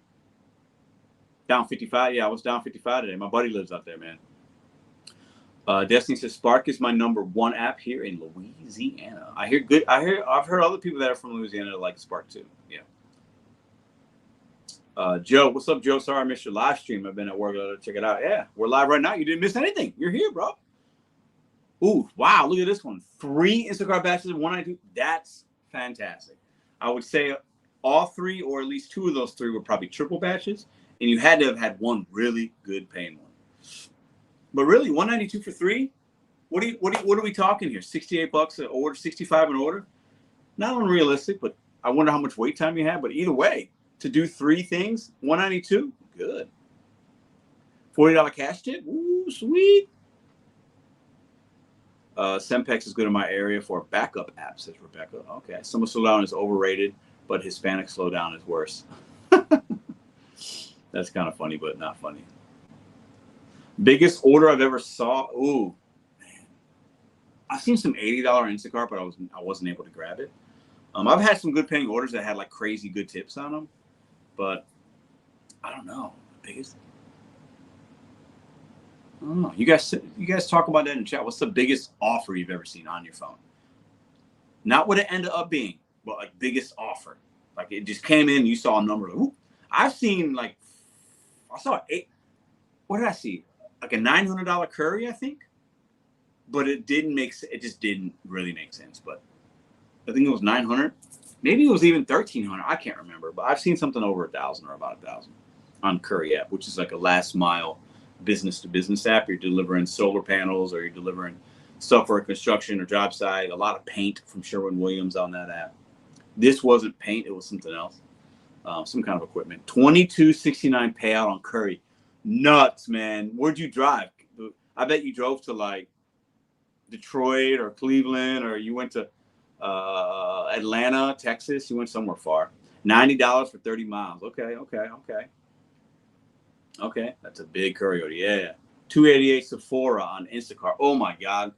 Sephora would give me an anxiety attack. There's all that stuff in there. I don't know. $288 on Instacart. It was the biggest. Yeah, $22.69 is insanity. That's crazy. I believe it. Gig-wise, I 100% believe that. I'll say this. So imagine getting let me put that back up real quick. Imagine getting, let me do some math. Because you got to do your fuel costs, but when subtotal is when it's $22.69, let's say you're spending $400 on gas there and back, and maybe more. You're still making $1,800. So $1,800. Okay. I mean, that's a whole week's worth. So let's say it takes you 4 days. You're good for the whole week. You made $1,800 in 4 days. Now you're gonna have to maybe get a hotel. Maybe you sleep in your car. I don't know, but you might have to get a hotel that costs you. You can get a hotel in the middle of nowhere somewhere, $100, $150.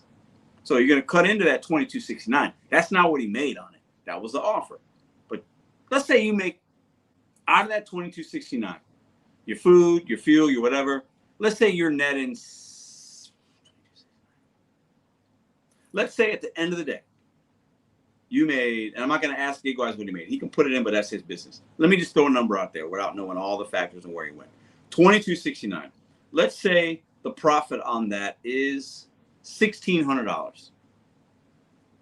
Hotel, gas, some food, and it took you 4 days. Who's doing that? $1,600, 4 days. Let's say it takes you 5 days. Fuck it, 5 days. You accept the order on Monday. You're driving. You're giving yourself time, and 5 days. Friday, you're back at home Friday afternoon with $1,600 profit for 5 days of work. Are you doing that? Let's read the comments.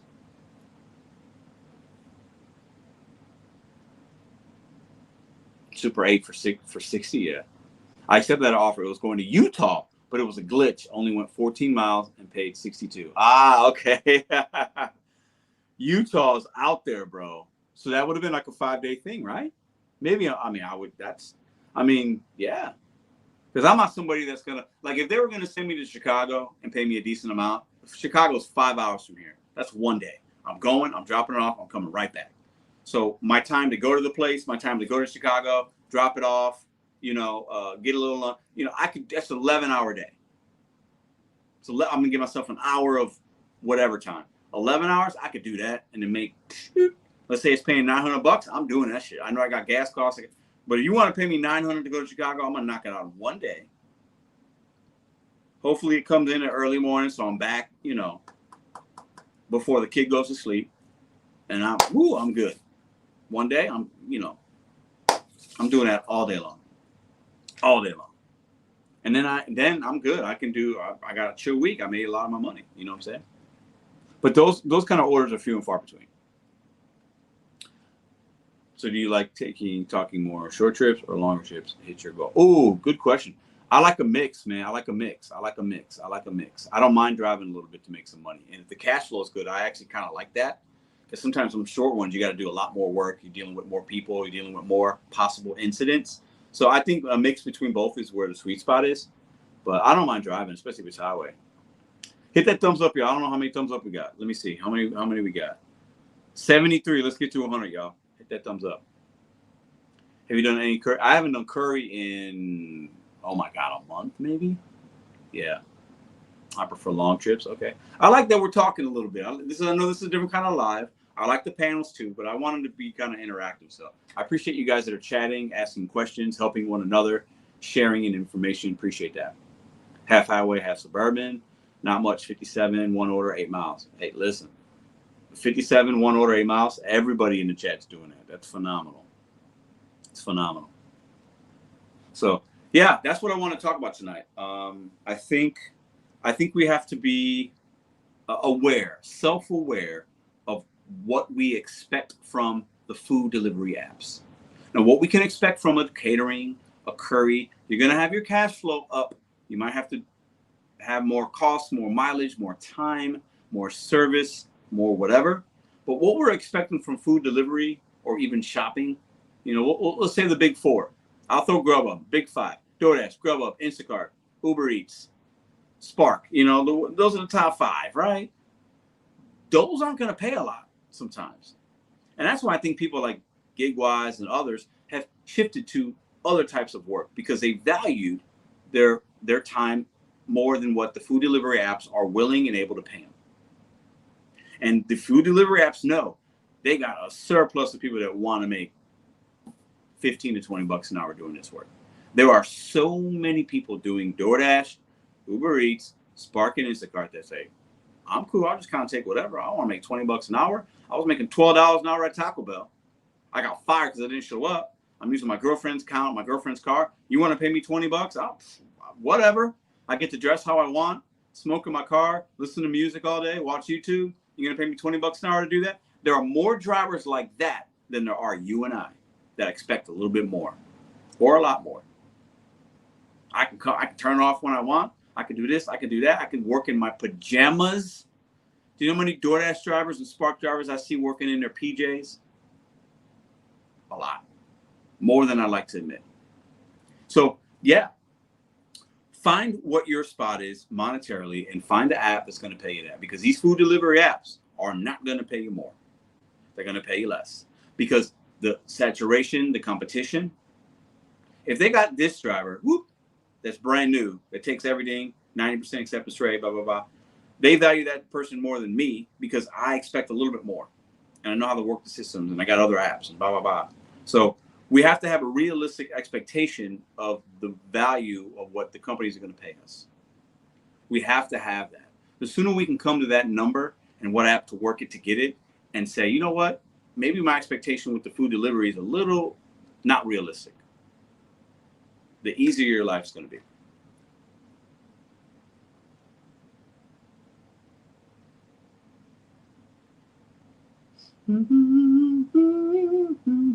Catering, work less, drive less, make more. Yeah, I got to get on that delivered, man. I'm about to email them again or something.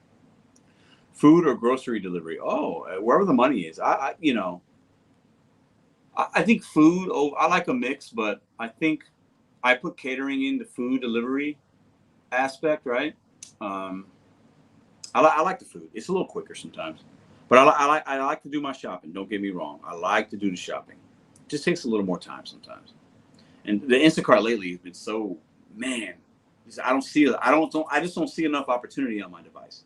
I just don't see, I don't know what this is here. Let me read this. It's from Line. Pedro, please read this to your chat. Do not go to an address that has been changed to a park or unsafe spot, specifically at night. People are getting robbed. New scam. Yeah. Listen, I've had some orders that have taken me to weird spots or the GPS pin is in the middle of a park. I think this comment's right on point. If it's at nighttime and something don't seem right or it's the middle of nowhere, unassign it. Why even risk it? If it's 10 p.m. and it's wanting to send you to Forest Park in the middle of a park, you're setting yourself. Now that could be a legit order, but why even risk it? There was a driver that just got shot, I think, last week, or another one like last month. No. If something don't seem right, and it's weird, and the address is changing, or they're being funny in the chat, unassign it. Call support. I don't feel safe doing this. You can use the in-app chat. No amount of money is worth your safety. So I'm glad I saw that.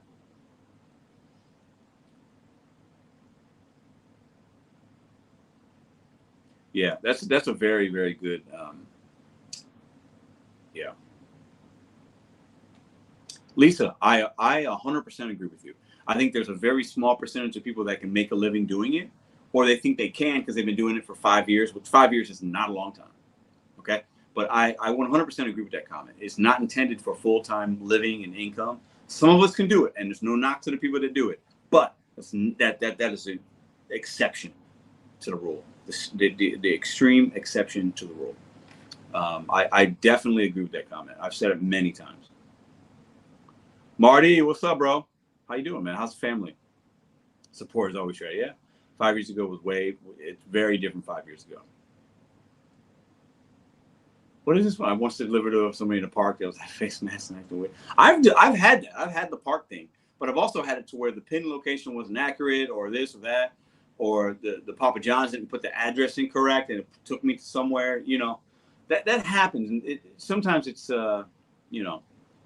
Pedro, I made Emerald Elite tier on delivered again. Without Elite delivered is not that good. You'll do better on deliver that. Interesting. That's interesting to know. I still want to try it though. Yeah. Family is good, says Marty. Little man is starting to sleep better at night for now. I'm so happy that that's happening for you, brother. Lynn, thank you. Yeah, I think we did have some good little discussions here. I appreciate you coming in. Always a pleasure to see you. I can't do a W-2.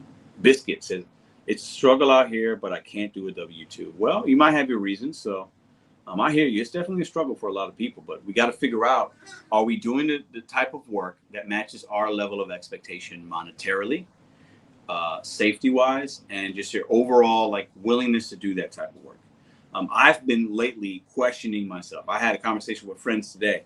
He was asking me, he goes, so what happened with DoorDash? I'm like, well, I got deactivated, but I kind of did it myself. So I knew it was possible. I told them to do it. I attributed them. I wanted them to watch the video, and I was not surprised that I got deactivated. And I told them I want to wean myself off the food delivery apps at some point. And I know the way to do that is going to be deactivated. I'm not going to do anything crazy to do it, but or just get rid of the app, right? Because it is an easy way to make money, but I don't want to be stuck in that way. And I'd like to have a look at other opportunities. I've been super considering the whole box truck thing. Like, that could be a thing, right? But there's so many other ways my brain wants to go and things I want to achieve and things I want to try. But listen, let me keep it honest with you. I'm going to keep it a buck. When I'm sitting in my car doing food delivery or even delivering it, I am at times undervaluing myself. I am worth more than $30 an hour. Me. That's me. I'm speaking for myself. I am worth more than that. My time is worth more than that. My brain. Now, I make money doing other things. So if I'm making 25 or 30 on active food delivery, I'm making money from other places. So that's not the real number.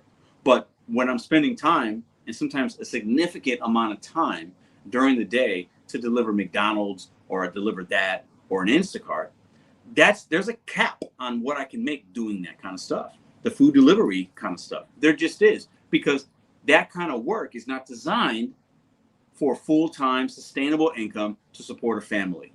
It's just not long-term, especially a family where I'm the only one really making money. So we have to take stock in what we're doing, how we're doing it, what results we're getting. Are we good with it? Are we meeting our goals? If we're not, okay, what, am I overvaluing, undervaluing? Like, what do I need to be doing? What options and opportunities do I need to be looking at so that I can match my skill level with a company that is going to pay me for my skill or my trade or my whatever? Because let me tell you, some would say food delivery is a skill. I do not think it is a skill. I think some of us are better than others, and there is a gap there where this guy can make 20, but if you're better and know your market and you're smart and you can do this and you got the right automobile, yeah, you can make an extra $5 or $7 an hour, which is great. That difference there is actually significant, but there isn't really a lot of skill in it, right? There's not like we're easily replaceable. Like, the companies don't really care right? If I've got the best equipment and the nicest car and I'm super nice to the customers and I'm always on time, they really don't care that much. They just want you to pick it up and drop it off. Let's just keep it a buck, right? So you have to match your skill with the money that you want. And this, for some of us, isn't going to really match. You know what I mean?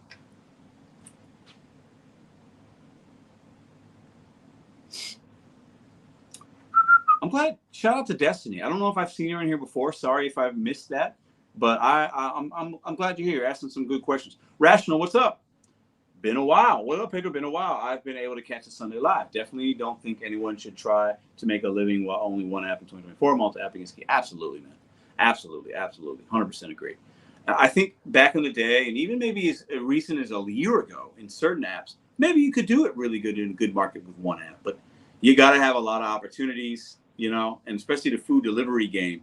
There's other apps and other gig app opportunities for a 1099 independent contractor where some of us are underselling ourselves, right? And that level of expectation doesn't match what the reality is in food delivery space, Uber Eats, Instacart, DoorDash specifically.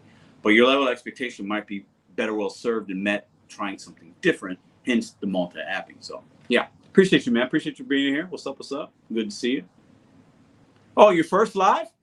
I love when new people come in. I'm so happy you're here. Kalai is in here with you. She's fantastic. Like my man Gigwise, like Austin, like, you know, we got a lot of people that come here every Sunday. So this is a good channel and a good Sunday to get information, ask questions. You can even ask questions in some of my other videos. Destiny, very, very, very nice to meet you. Appreciate you stopping in today and giving us your time. All right. Oh, we talked about that. What do I think about the guarantees? I think a lot of people that are in those markets doing this kind of work really like the guarantees. They see some benefits to it. I can't speak to it because I'm not there, but I think there's some short-term benefit to it. Clearly, there's benefits to having that. But what's the true cost long-term? And really, is there a long-term, should we be thinking long-term in this short-term type of work, this side hustle type of work? I don't really think so.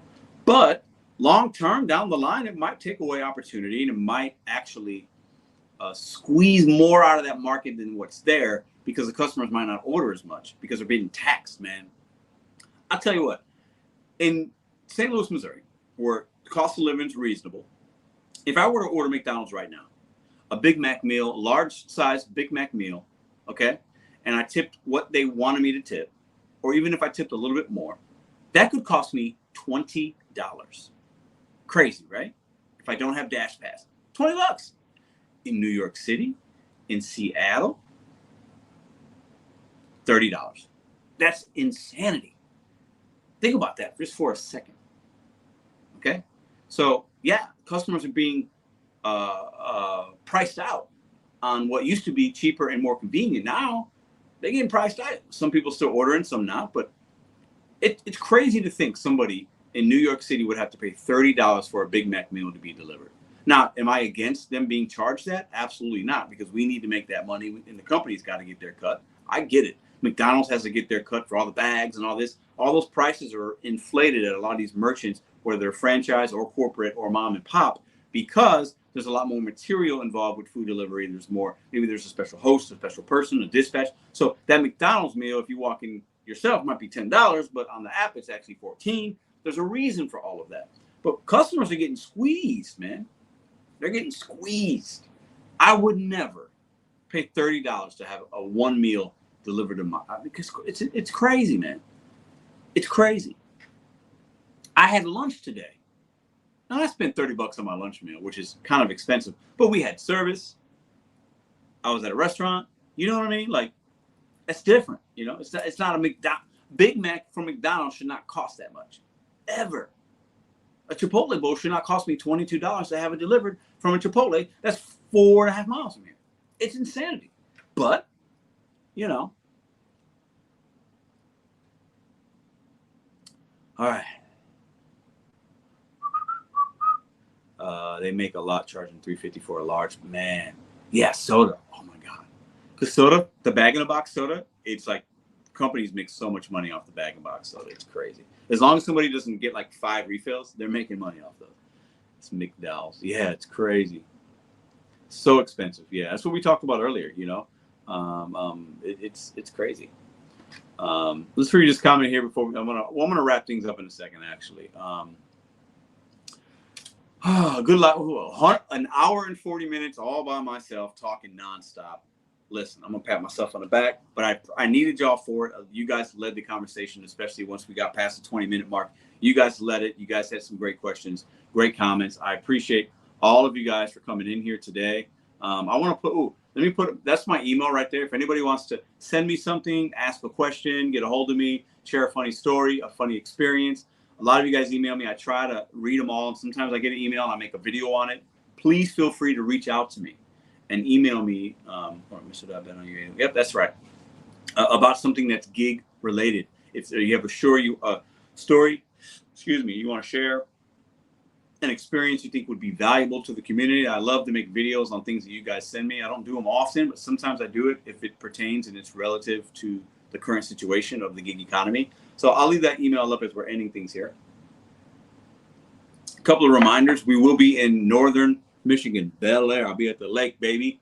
Thursday morning I'll be there, but we leave Wednesday. So when I did it last year, I actually made some pre-recorded videos that you guys could watch. So I could also have content, because I do make money on YouTube for the time that I was there. Because when I'm at the lake, I do not have my phone. I have it, but I'm not on it.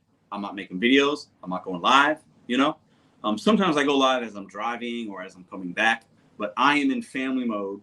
I'm in relaxation, R&R. It's been a crazy month. It's been a wild, actually, year and a half just for me and the family. So these kind of trips with my girl side of the family are very important to us, and we like them.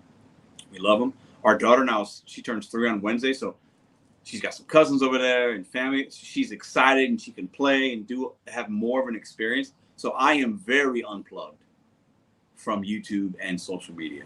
So I'll probably have maybe some pre-recorded videos for you guys, or I might not have no content. I haven't made that decision yet, because it takes some time and effort to make pre-recorded videos, put them up there, thumbnails. I do one a day, and it's actually easy if I'm doing it as I'm working. But to sit here in my office and make videos, or make a few videos tomorrow, that takes more time, right? But I always like to give you guys content, and there's enough of you guys that watch it and value it and get entertainment and relatability from it. So as long as people are watching, and even if they weren't, I might still make it. But because people still watch and I get enough views, I'm still pumping out a video a day at some point. I might go live on Wednesday as we're driving up there. I'm going to leave it up to Madison. If, maybe I'll do a little family road trip live for an hour or two. We might do that. She's way more low key than me. So she might not want to, but we'll see. I like to show you guys the other side of me. It's not all about business. Family is very important. You guys have seen my daughter. She's actually been in some videos. I did one live with her about maybe a month and a half ago on a Wednesday motivational hour. She loved it. She's to the point now where she's like, "How's YouTube, Poppy? Oh, did you work YouTube today? Did you talk to the people?" Like, she's like me. She's an extrovert. She likes to, she likes that. She watches YouTube, like little videos and stuff like that, the kids stuff. So we might do that. It depends on the mood. I might not do anything. I might completely, because I'm with my family, I might just turn the phones off altogether. Now, I do have other people that sometimes might need me, but we'll see. We'll see. So this is a good comment. Cool. He did get the offer live on here. What's GigWise talking about? Hold up. Pedro, watch your app. I'm about to. Oh, I can't because I have my do not disturb. Hold on. Did you do it already? Hold on, GigWise. Did you do it? Because I'm not a lead on DoorDash, but forever I'm done chasing the carrot. Would deliver that. Hold up, GigWise. Did you drop it already? Put a yes or no, because I can turn it. I can turn my do not disturb back. I can turn it off. Waiting. Okay, hold up. If I get it live, that would be actually hilarious. Let me do this for a second. Hold on. I can switch my camera view. Give me a second. Hold up. Let me do that.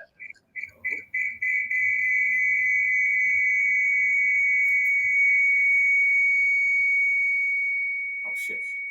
Oh, what the fuck? Are we good? Why is there feedback? Hold on. Oh my god.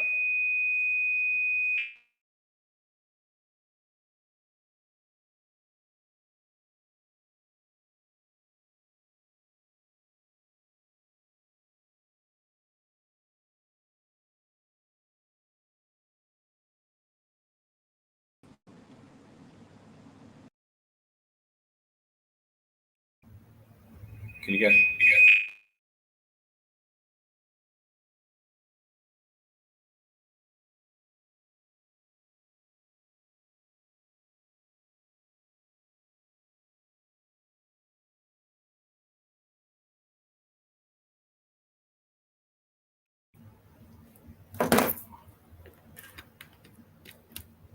Can you guys hear me? Put a 1 in the chat if you can hear me. You woke up a demon. We don't went and broke the stream. Nah, put a 1 in the chat if you can hear me. I want to see if I catch this order. Who knows if I do or don't. Hold on, let me do that. Let me turn my deliver that on. 1, you're good. Awesome. Thank you guys. Okay. So look, I got 2 for tomorrow. You guys see it? I got my app on. Go ahead and drop it, GigWise. Let's see if I see it or not. I got 2 for tomorrow. But this is quick. You got to be quick with these. And it might not even pop up because of the proximity and like various things. Who knows? Let's see. I got to be quick. Is he going to do it? You ready? I'm ready. Go, go, go. I'm ready. I got it on. I'm looking at the screen right now. I got my finger right here. Like if it pops up and I don't get it and it says recall to another driver, I'm going to be like, how is that even possible? I'm waiting. I'm waiting. Look, can you guys see that screen? Let me make sure I got the chime on for you guys. There we go. Yeah, you guys can see that. Did you drop it already? Let's see. Done. See, I would have got it by now. Right? You would think. But there's a tier, right? So if there's elite drivers, don't the elite drivers in St. Louis see it first? Right? I am a preferred driver, though. I passed my test. I don't know if you knew that or not. I've been preferred for like a month, I think. Nothing. I got 2 for tomorrow. See? I don't know if you guys can see that too. If I click on the jobs, I got 2 for tomorrow. But right now, I dropped 1. I had 3, but I actually dropped 1 earlier because it was like, it was a weaker link. I forgot about that. But nothing, bro. Yep. Elite would have seen that yesterday.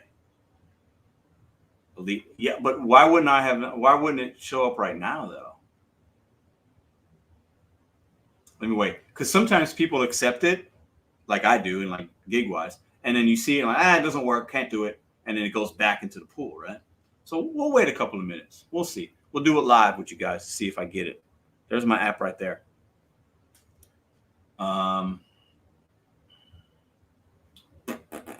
You know what I could do is I could turn Uber on and show you some offers on Uber.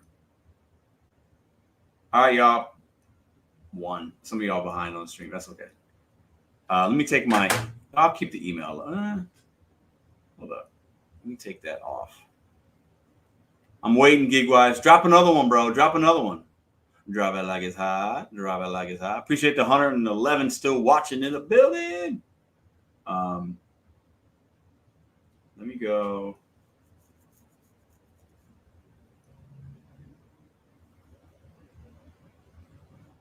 Let me show y'all something. Oh, hold up. Don't need that. It was for West County Mall, Panda Express. Oh, I had that one earlier. I dropped it earlier. I dropped that one at like 7. It was 10. Yeah, because I had the ones I have for tomorrow, Manchester Red Robin, 10:55, and then I have one for chicken whatever, olive, 11:15. But I had that Panda Express. It was going to somewhere in like Kirkwood or some shit, I think, right? I had that one. I dropped it. Anyone else in St. Louis get it? Yeah. I had that one. And I saw the mall. I was like, because they all came in at the same time when I was driving back from where I was from, GigWise.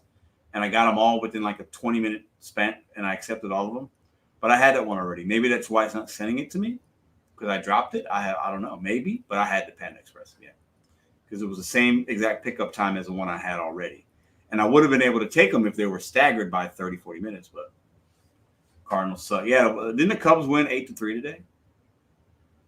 Maybe, Kevin, maybe. I'm not sure. I can't say definitively why, but that would make sense. Why would they send me another offer that I already declined, right? Haha, that's when I got it. That Red Robin is better than. So I dropped it around 7, I think. Yeah, that's funny, isn't it? So he was trying to send me one, but he didn't know that 3 or 4 hours ago I sent him that order. That's hilarious. I kind of like this angle. It's got the mama mentality thing right there. It's kind of cool. So yeah, it ain't coming up. I'll show you guys. So So here's let's turn Uber on. Let's see what comes in. Let's see if there's anything good. This will be fun. My acceptance rate is, I think I said 11% earlier. There you go. 11%. I've canceled, I think, 2 orders, I think. Let's see how fast one comes in. Let's see if there's any opportunities for tomorrow. Nope. There's a $1 extra on every trip that starts in an hour and 9 minutes. But yeah, we're not working. But let's see how long one comes in. We'll stay a little bit longer. I know you guys like to see what comes in. This should be a good laugh with Uber Eats. Yeah, Kevin. That mall is super easy. Food court right inside the doors. Yep, it is. It is. It is.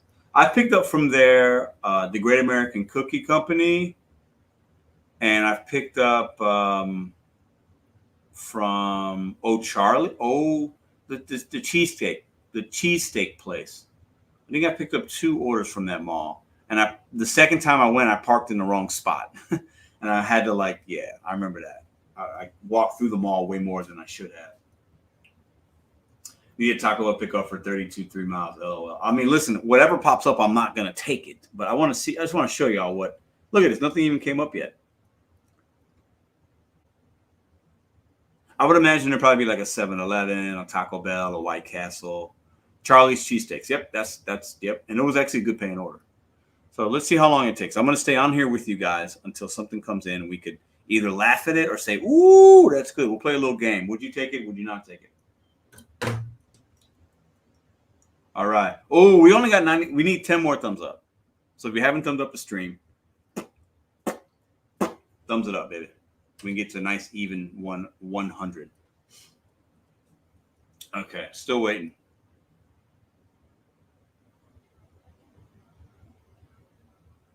Oh, I've seen $2 Uber Eats this week, several of them. It's just insanity, man. But all these apps have trash, though. Maybe one day Tesla robot cars will put us delivery out of business. I think we're way from that. You park right at the sidewalk outside the doors, flip on the flashes. Nothing still. Wow, look at that. I mean, somebody's ordering something. I haven't gotten anything. Keep it right here for you guys. I mean, I got excited when GigWise was like, I'm going to drop one. I was like, ooh, give me something that fits in so I can have 2 orders tomorrow instead of just 1. Because I can't, the 2 that I have, I can't take. I can't do both of them. If the first pickup, let me show y'all something real quick without doxing the customer. Yep. Okay. Look at this. 0.2 miles. $300. That's my first order. 0.2 miles. 1 minute drive time. 0.2 miles. Edith. Hello. 0.2 miles, right? So that's the one I'm probably keeping. But if that drop off, right? The point, if it was close to the pickup on the 11:15 order, then I would keep both of them. I would, but I can't because the mileage in between is it's not. It's just I'm just not. I don't want to do it. It's just not. I'd be late by I could be late by 20 minutes or something, and I'm not doing all that. I'm not doing all that. Nothing here either. Yeah, crazy, isn't it? Look at that. Look at that. Look at that. It's crazy. What are that? I don't have any other. Oh, I got curry. But there's a slim chance that something will come on there. But I'm gonna stay live until one thing goes off. So if I'm here till 6 a.m., we're here till 6 a.m. I'm gonna stay live until we get one offer. Okay. I made $0 today. Look at that. Yeah.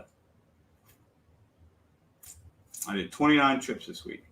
61 points, whatever the fuck that means, but whatever.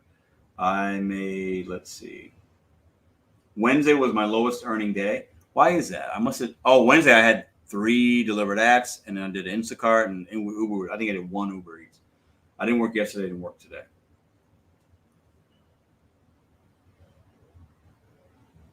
Uber Eats on steroids, nice. DoorDash is actually way better than Uber on cancel meeting orders. Yep, it is easier. You know what I don't like about Uber Eats, guys? When you when an offer screen pops up, you get to see like where the direction is going, the mileage, you get to see some info, right? But after you accept it, you don't have the address anymore. You don't have like, you know what I'm saying? Like, I don't like that. With DoorDash, you had the address, it was much easier to look at it. I delivered an order on mac and cheese from 54th Street Grill to get home 19th. Crazy, man. Crazy. All right. Let me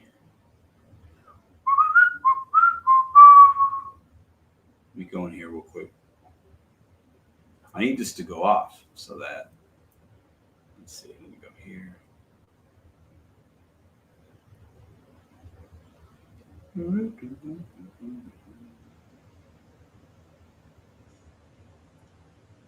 Oh, we got 102 thumbs up. Appreciate y'all, man. Appreciate y'all.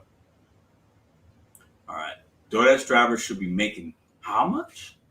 All right, we got Uber Eats on, man. We're trying to get something. What's going on here, Uber Eats? You're not gonna send me anything? You don't like me?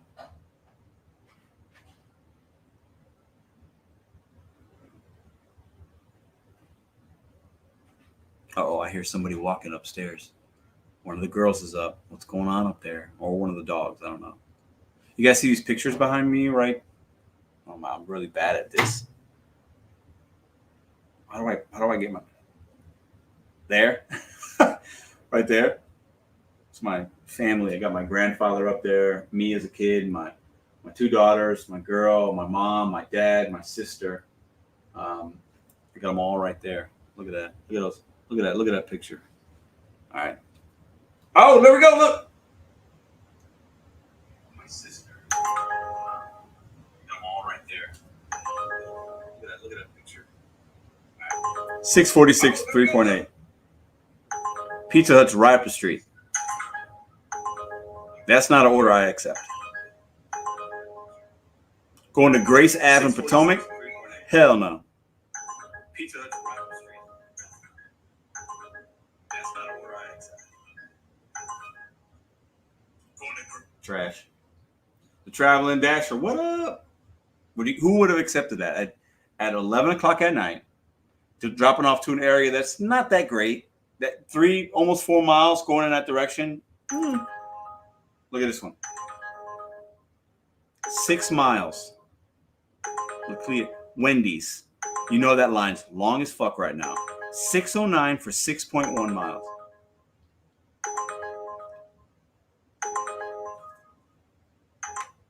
Now let's see what they send. Well, you know what? We're gonna stay live until we see something good. How about that? I'm having fun with y'all.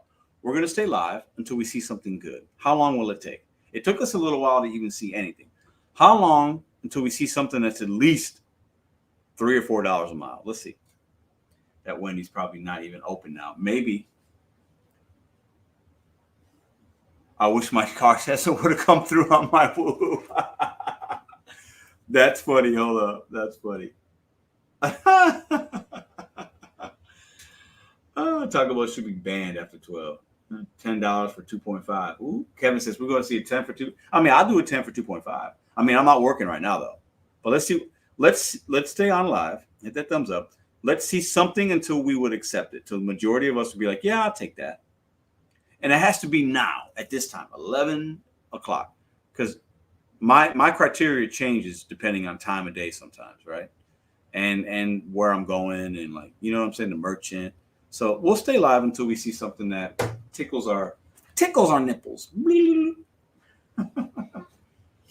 Taco Bell, yeah. I tried Wendy's triple berry frosty. Ooh, you know, the last frosty I tried, I think was like the orange dreamsicle one. I think that was a pretty good one.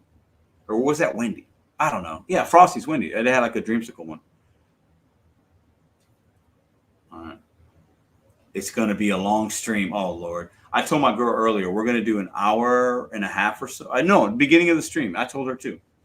I said, we're going to either do like an hour and a half or like a 4 hour. I hope it's not 4. Listen, I like y'all, but I don't love y'all like that. To be on here for 4 hours waiting for something good, that's painful. Time I used to start being decent pain. Yeah, I know it used to be late night, right? Look at this. Y'all see this shit? $2, so there's no tip. 3.2 Jack in the Box on Kings Highway going to Alberta. So whoever lives there in that house right there is a clown. Alberta and Louisiana Ave, you're a clown. It's 11 o'clock at night, 246. Despicable. Look at that. Y'all see that? How long are they going to keep me here, man? Who's doing that order? That is embarrassing. That's bad. That's bad. All right, hit that thumbs up. I'm staying extra long for you guys here. We got actually more people here now than we had just 10 minutes ago. So maybe y'all like that kind of, you like to see the screen. Look at it. $2, man. Just so that's 3 orders. The first one was the best one so far. 6 for 3.8, and then we had a 6 for 6, and then a 2 for 3. Crazy, man. Absolute insanity. Look at that. I live in Princeton Heights, y'all. I don't care. I'm not doxing myself. That's where I live. Princeton Heights. All right, that's where I live. Right there, south of Southampton. So let's see what else comes in. I'll read the chat. Say something fun. Let me see. I'll take it. Good night. Kobe. I got the Kobe behind me. Look, Kobe's behind me. Mama mentality. And we going, Kobe in the trash. It's about to send you a 43 for 5 miles only for about an hour. That's already picked up. Yeah, I know, right? Uber does that. I hate that they do that. Their system's weird like that. Yeah, it's crazy. I've had several orders that are like good cash valuation, not crazy mileage. You get their stores closed, or it was from last night and the system kept it in. It'll be like a morning Jack in the Box McDonald's or Taco Bell or whatever, and it's like crazy $40, and it was bad weather the night before, and the order's still in there. What up, Omar? Thanks for $4.99, man. I'll take it. Good night, y'all. Yo, hey, where's my damn wrench? I can't give you a wrench right now, bro. I'm not in the appropriate place to do it. It's weird. I appreciate that $4.99. I'm gonna leave that up, Omar Mendoza. I'm gonna let that hang right there, brother. I'm gonna let that hang. People can see that. Oh, here's a 909 for 5.6. Jack in the Box. Going to Plateau. So this is the best one so far, I guess. Still not great. That mileage, the time, the merchant. That place is slammed sometimes. Long lines, or they're closed. Look at that. 909. So $9 for 25 minutes. 5.6 miles. Taking me a little bit north. Yeah, that's not good. It's still not good. But some of y'all might take it. If you take it, put a 1 in the chat. If you would have taken that. I wouldn't. We're gonna stay live until I see something that I would take. How about that? We'll do that. I would not take that. Where it takes me, the merchant, the money, not worth it. At 11 o'clock, no, I'm good. I'm not doing a 9. I'll take it depending on if there's a way. Yeah. We both still live on Gravelwood. I'm just 18 miles or so further south. Well, yeah, you're close to you're in Gravelwood Bluffs, right? So some of you guys said you take it. There was a girl working at that Jack in the Box with 2-inch fake eyelashes one night. Not surprised. I'll take it at 11 a.m. That's an order I would take at breakfast time in St. Louis, because maybe I'm not seeing a lot. But for lunch and stuff, probably not. Yo, just found and subbed. And I'm in Pacific and do Eureka. Oh, what's up? What's up, Rob Glow? Pacific. I bet my brother used to live over there actually for a couple of years. All right, we're going to stay live until I see something that's worth that I would take. Fuck, this might be a long time.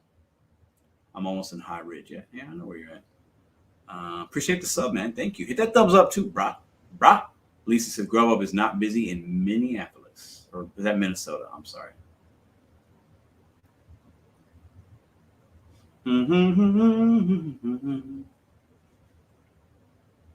I might have just cursed myself.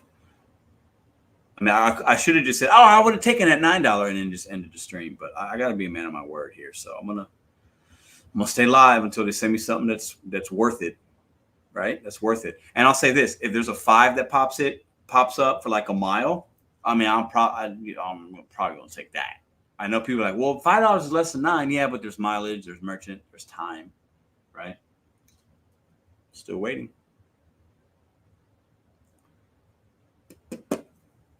All right, Omar, your time has been served. Appreciate the super chat. The next super chat gets pinned. All right, let's see. What up, Badger? I had one of those picked up orders on Uber the other day. $46, 3 miles at Starbucks, 1 cup of coffee. So I just ordered a cup of coffee and delivered it and got paid. Ooh, ordered a cup of coffee. And let me put that up there right quick. Now, I guess you can get deactivated for that if they found out. But Uber's different than DoorDash. That's kind of genius, actually. I'm not going to lie. And I'm sure some of you guys have. That's kind of like genius. Because they're saying, well, we don't have that order, or we already made it, or it's not in our system. Okay, well, you know what then? If it's just a black cup of coffee, can I have a black cup of coffee? And then you say you picked it up, and you did, and you just go the 3 miles, and you drop it off there, and the customer's getting 2 coffees because they might have got one yesterday or before. The customer's not mad. Unless the customer gets charged twice. I don't know how that works. But then he gets $46 and only costs him $3 or $4. Ooh, here we go. Look, $3 for 3 miles. Oh, my. That's the same one as earlier. Hold up. Yep, Alberta, that's the same one. Remember, I think earlier it was $2, right, guys? Now it went up in valuation.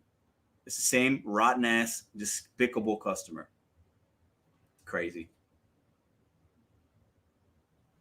Omar with the pin. He got another one. I'm leaving it up there for 5 minutes or as long as we don't get one. So they upped that. That's gone now, bro. So this is why decline is good. Hopefully that order goes to $7 or $8 for 3 miles and somebody takes it. I hope. And Uber loses money on it. That's what I hope. Because that customer is a piece of crap and they didn't tip. Garbage. Yeah, we got to stay live. We got to stay live. Omar's going to keep sending us $4.99. We got to stay live until we see something good. It's been a while. I've never done this actually, so this is fun. We're hanging out, looking at the trash in St. Louis at 11:07. So yeah. Did that say Kings Highway? It did, Zachary. I got a Jack in the Box that's a couple of miles from me. Right on the same, yeah, a couple of miles from me. Surviving Threat says, nope. Going to try Union Steps, Washington, Arnold, and Creve Coeur next. Creve Coeur is good. Just started on the 8th, Go Platinum yesterday. Nice. Yeah, I mean, try it out. I think, Rob, you said you do Spark, right? Or Instacart? I can't remember. Or Uber? I don't know. Rob, little Arnold could be gold. It's a DoorDash area and a lot of restaurants. Yeah, Arnold has a lot of restaurants. In Arnold, though, you might be doing some driving sometimes, but traffic isn't bad. You might be doing some driving, hills. The suburbs are hilly and blah blah blah. But a lot of places. A lot of merchants. Have you seen the Uber rideshare updates coming out in certain areas? I have, with driving insights and advanced programs. I've heard about it. Haven't seen it personally, but I heard about it. Pedro, if you still had DoorDash, I'd say turn it on to compare who's working. I don't have it though. Sorry, I can't do it. Here we go. Oh my God. 1170, 1 unit, but for 10 miles. Walgreens alcohol. Ann Avenue. Yeah. No. No. I can't. Some of y'all be like, what's no? Alcohol too? 10 miles? No. That's a decline. I can't exit the stream yet. Costco shopping pays? That's crazy, man. As long as it's in the zone, the Pacific Eureka area is just a silver. Pedro, still, yeah. I used to live on Kings Highway in Manchester. Oh, so you were close, Zachary. You were close to. Sorry, Omar. Got to get rid of you, bruh. Thanks for the $4.99 again. So you live close to the hospital and 64, the highway, right? Yep. Right where the Grove's at. I'd take that halfway. Look at this. This place isn't even open. 826 Armagetti's. They're not open. They're not open. That place right now is not open. This is what's wrong with Uber. Right, Gigwise? They're not open, bro. I've been there. They're not open right now at 11:10.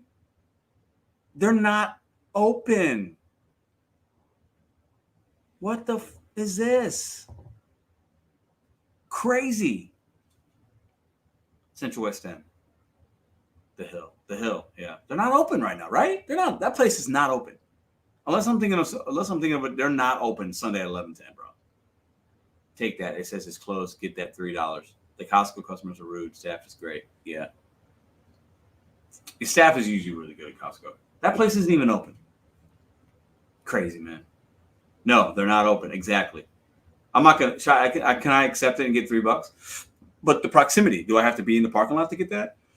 And do I want to actually call support and spend 20 minutes on the phone for $3? No, not at 11 o'clock at night. I do not need $3 like that.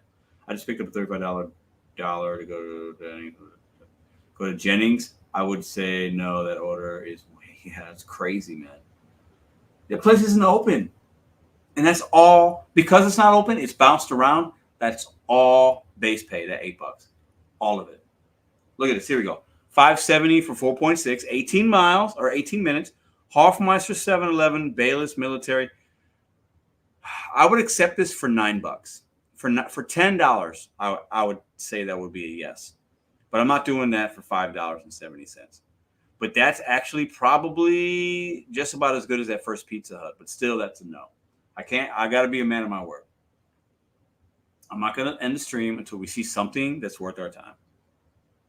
1041, 19 motherfucking miles. Look at this. So they want me to, they want me to go to the Denny's on South Lindbergh and then come back up past where I live. You see this crap? You want me to go back up towards downtown for $10.41. This is what I'm talking about with Uber, man. Despicable behavior. There we go. I guess I'm going to be on here till 6 a.m. I stopped at 10. That 7-Eleven is damn near across the street from the drop-off. It is. You're right about that. But I'm not close to that 7-Eleven. I'm close to 7-Eleven on Grabboy. But it's only $5.72, bro. Like $5.70? Come on, man. Look at this. Same order. This person is waiting. That's the third time it's come to us. It's gone up every time. Whoever lives at Alberta Street in Louisiana, your fries are cold. You might not get your order. You're a miserable clown. That's what happened. Oh, trip no longer available. Did somebody take that?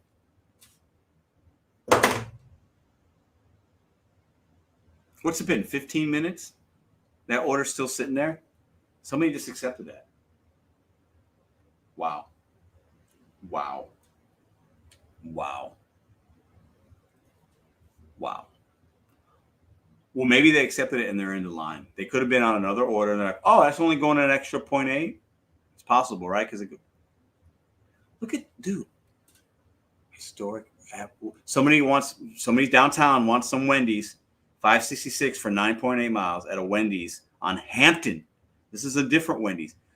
This is trash. It's going to take me 12 minutes to get to that Wendy's, 10 minutes in the line, and another 10 minutes to drive. Bro, y'all lucky you're getting the extra content tonight. I didn't expect to do all this. It may have been an eyelash in their soda. That Wendy's is closed. Probably. Well, is it on Hampton? Yeah, I don't know. We're off the highway there. Oh, the mass request only comes in. Well, maybe, but I'm not looking at the trip radar. But sometimes those come in on the interface as well. So yeah, you might be right. I'm not sure. Trip no longer available only means Uber took it off trip radar. Thank you, Sam. Okay, that makes sense. Oh man, come on, please. I want to go upstairs and enjoy the rest of my night. I'm tired, but man of my word, I want to see. Nothing's been good, and this is why my acceptance rate is what it is. I don't see a lot on Uber Eats. It's great unless it's dinner time, and I get a couple of lucky ones, one or two during lunch. But this is what we're dealing with out here in St. Louis, man. These aren't really profitable for real. They're not really worth your time. Like, not for real, man. Uber realized they paid 2 cents too much and took it off. If they're in downtown St. Louis, they better go to Hooters. Uber Eats gives you 50 cents per mile. Yeah, it's insanity, man. I mean, what's your Uber Eats AR? It is, I'll show you, and I'll do it in live time. Well, it's 8% now. It was 11. I'm down to 8. I don't care. All right. You got to wait. I'm going to be at 0. I'm going to try to work tomorrow, and they're going to send me nothing because I'm going to be at 0% AR. Still waiting. That Hooters closed at 11. Destiny, what's your Uber? Oh, I answered that. Bro, I told my girl this already, so it's not a big deal. I went to the Hooters Gigwise on Lindbergh a couple of weeks ago, and there was a woman in there that was so incredibly beautiful. like everything about her was. I looked at her and I was like, oh my! Like I can control. I was just polite. I'm not hitting on her. I'm not gonna say her name, but if you're ever in South County, in St. Louis, go to the Hooters on South Lindbergh, and she was a bartender. She gave me my order, and she was the fourth best looking woman I've ever seen in my life. Okay, my girl's number one. Oh, 457. No. My girlfriend's number one. The daughter of my firstborn is number two. Jennifer Lopez is three. No. And she was like, I can't even tell you. I was like, why are you working here? Like, what? You're really like, what? You look like, what? You should, what? Like, what's happening? Never got to that Hooters. Wait times were staggering. I had no wait. The order was ready. But I was in that like parking lot right there. But this chick was like, I was like stopped in my tracks. I was like, what? She was like, oh Lord. Oh Lord, nah. I told that's me and Madison have a very open relationship when it comes to like sharing things with each other. Like if we see, like she is not bothered by that. I had to tell her. I felt bad. I was like, I saw somebody today that was just like, I don't even know what to say. She's like, oh really? I was like, yeah.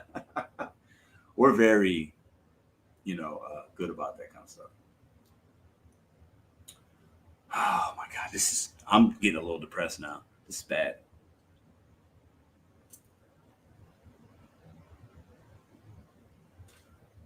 I'm waiting to see an order come through. Pop, pop, pop, pop, pop. You were in the doghouse tonight, Pedro. I'm not in the doghouse, y'all. No. Y'all don't know my chick in our relationship, so it's fine. I appreciate the concern. There's no reason to be concerned. Trust me. I'm at 1 AR on Uber. Wow. Doesn't mean you're dead. I don't.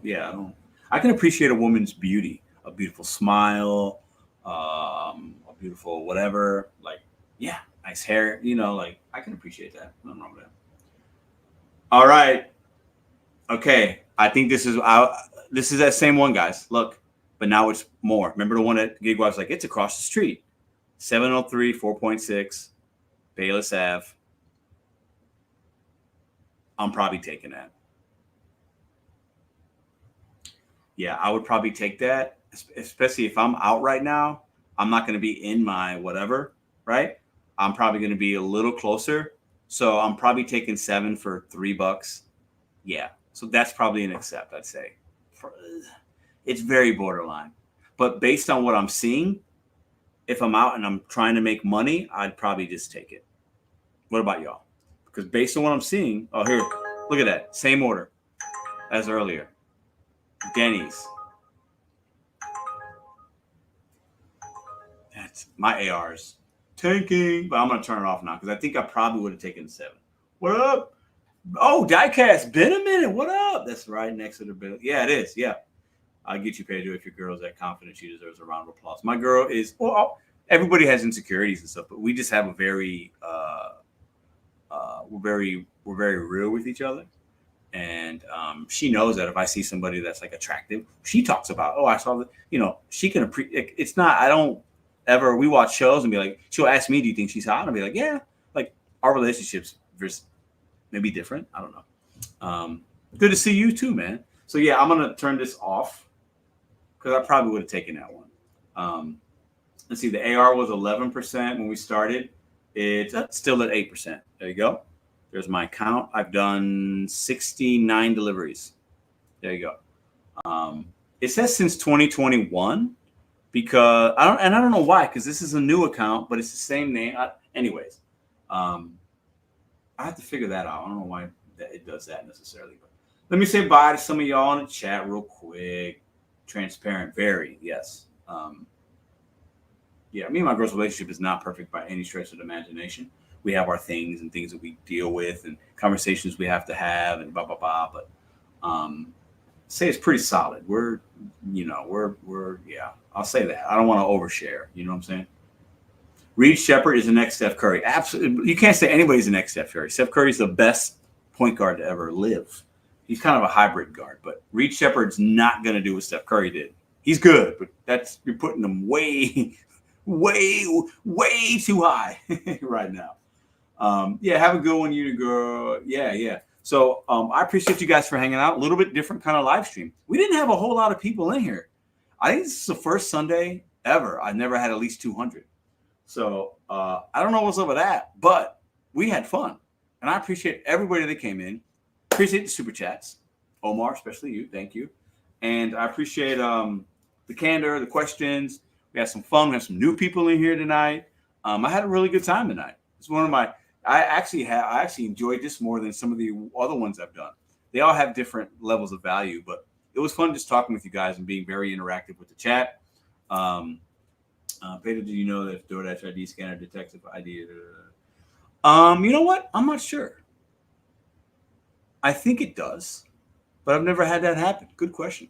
Y'all have a good night. It's almost it's 11:21. I got to go upstairs. I'm a little bit hungry. I'm going to eat a little bit, and then spend a little time with my chick. I think she's still up. She had a show she was going to watch, so I think she probably watched the show and then went to sleep. But when I go upstairs, she'll wake back up. We'll spend some time. Y'all have a great day. I got some things planned this week. Some family time. I will be making some daily content still, so don't worry about that. Hit that thumbs up on the way out. I appreciate y'all very much. Peace. I almost tried to hit my laptop, the end screen. Anyways, if you know, you know. Y'all have a good one.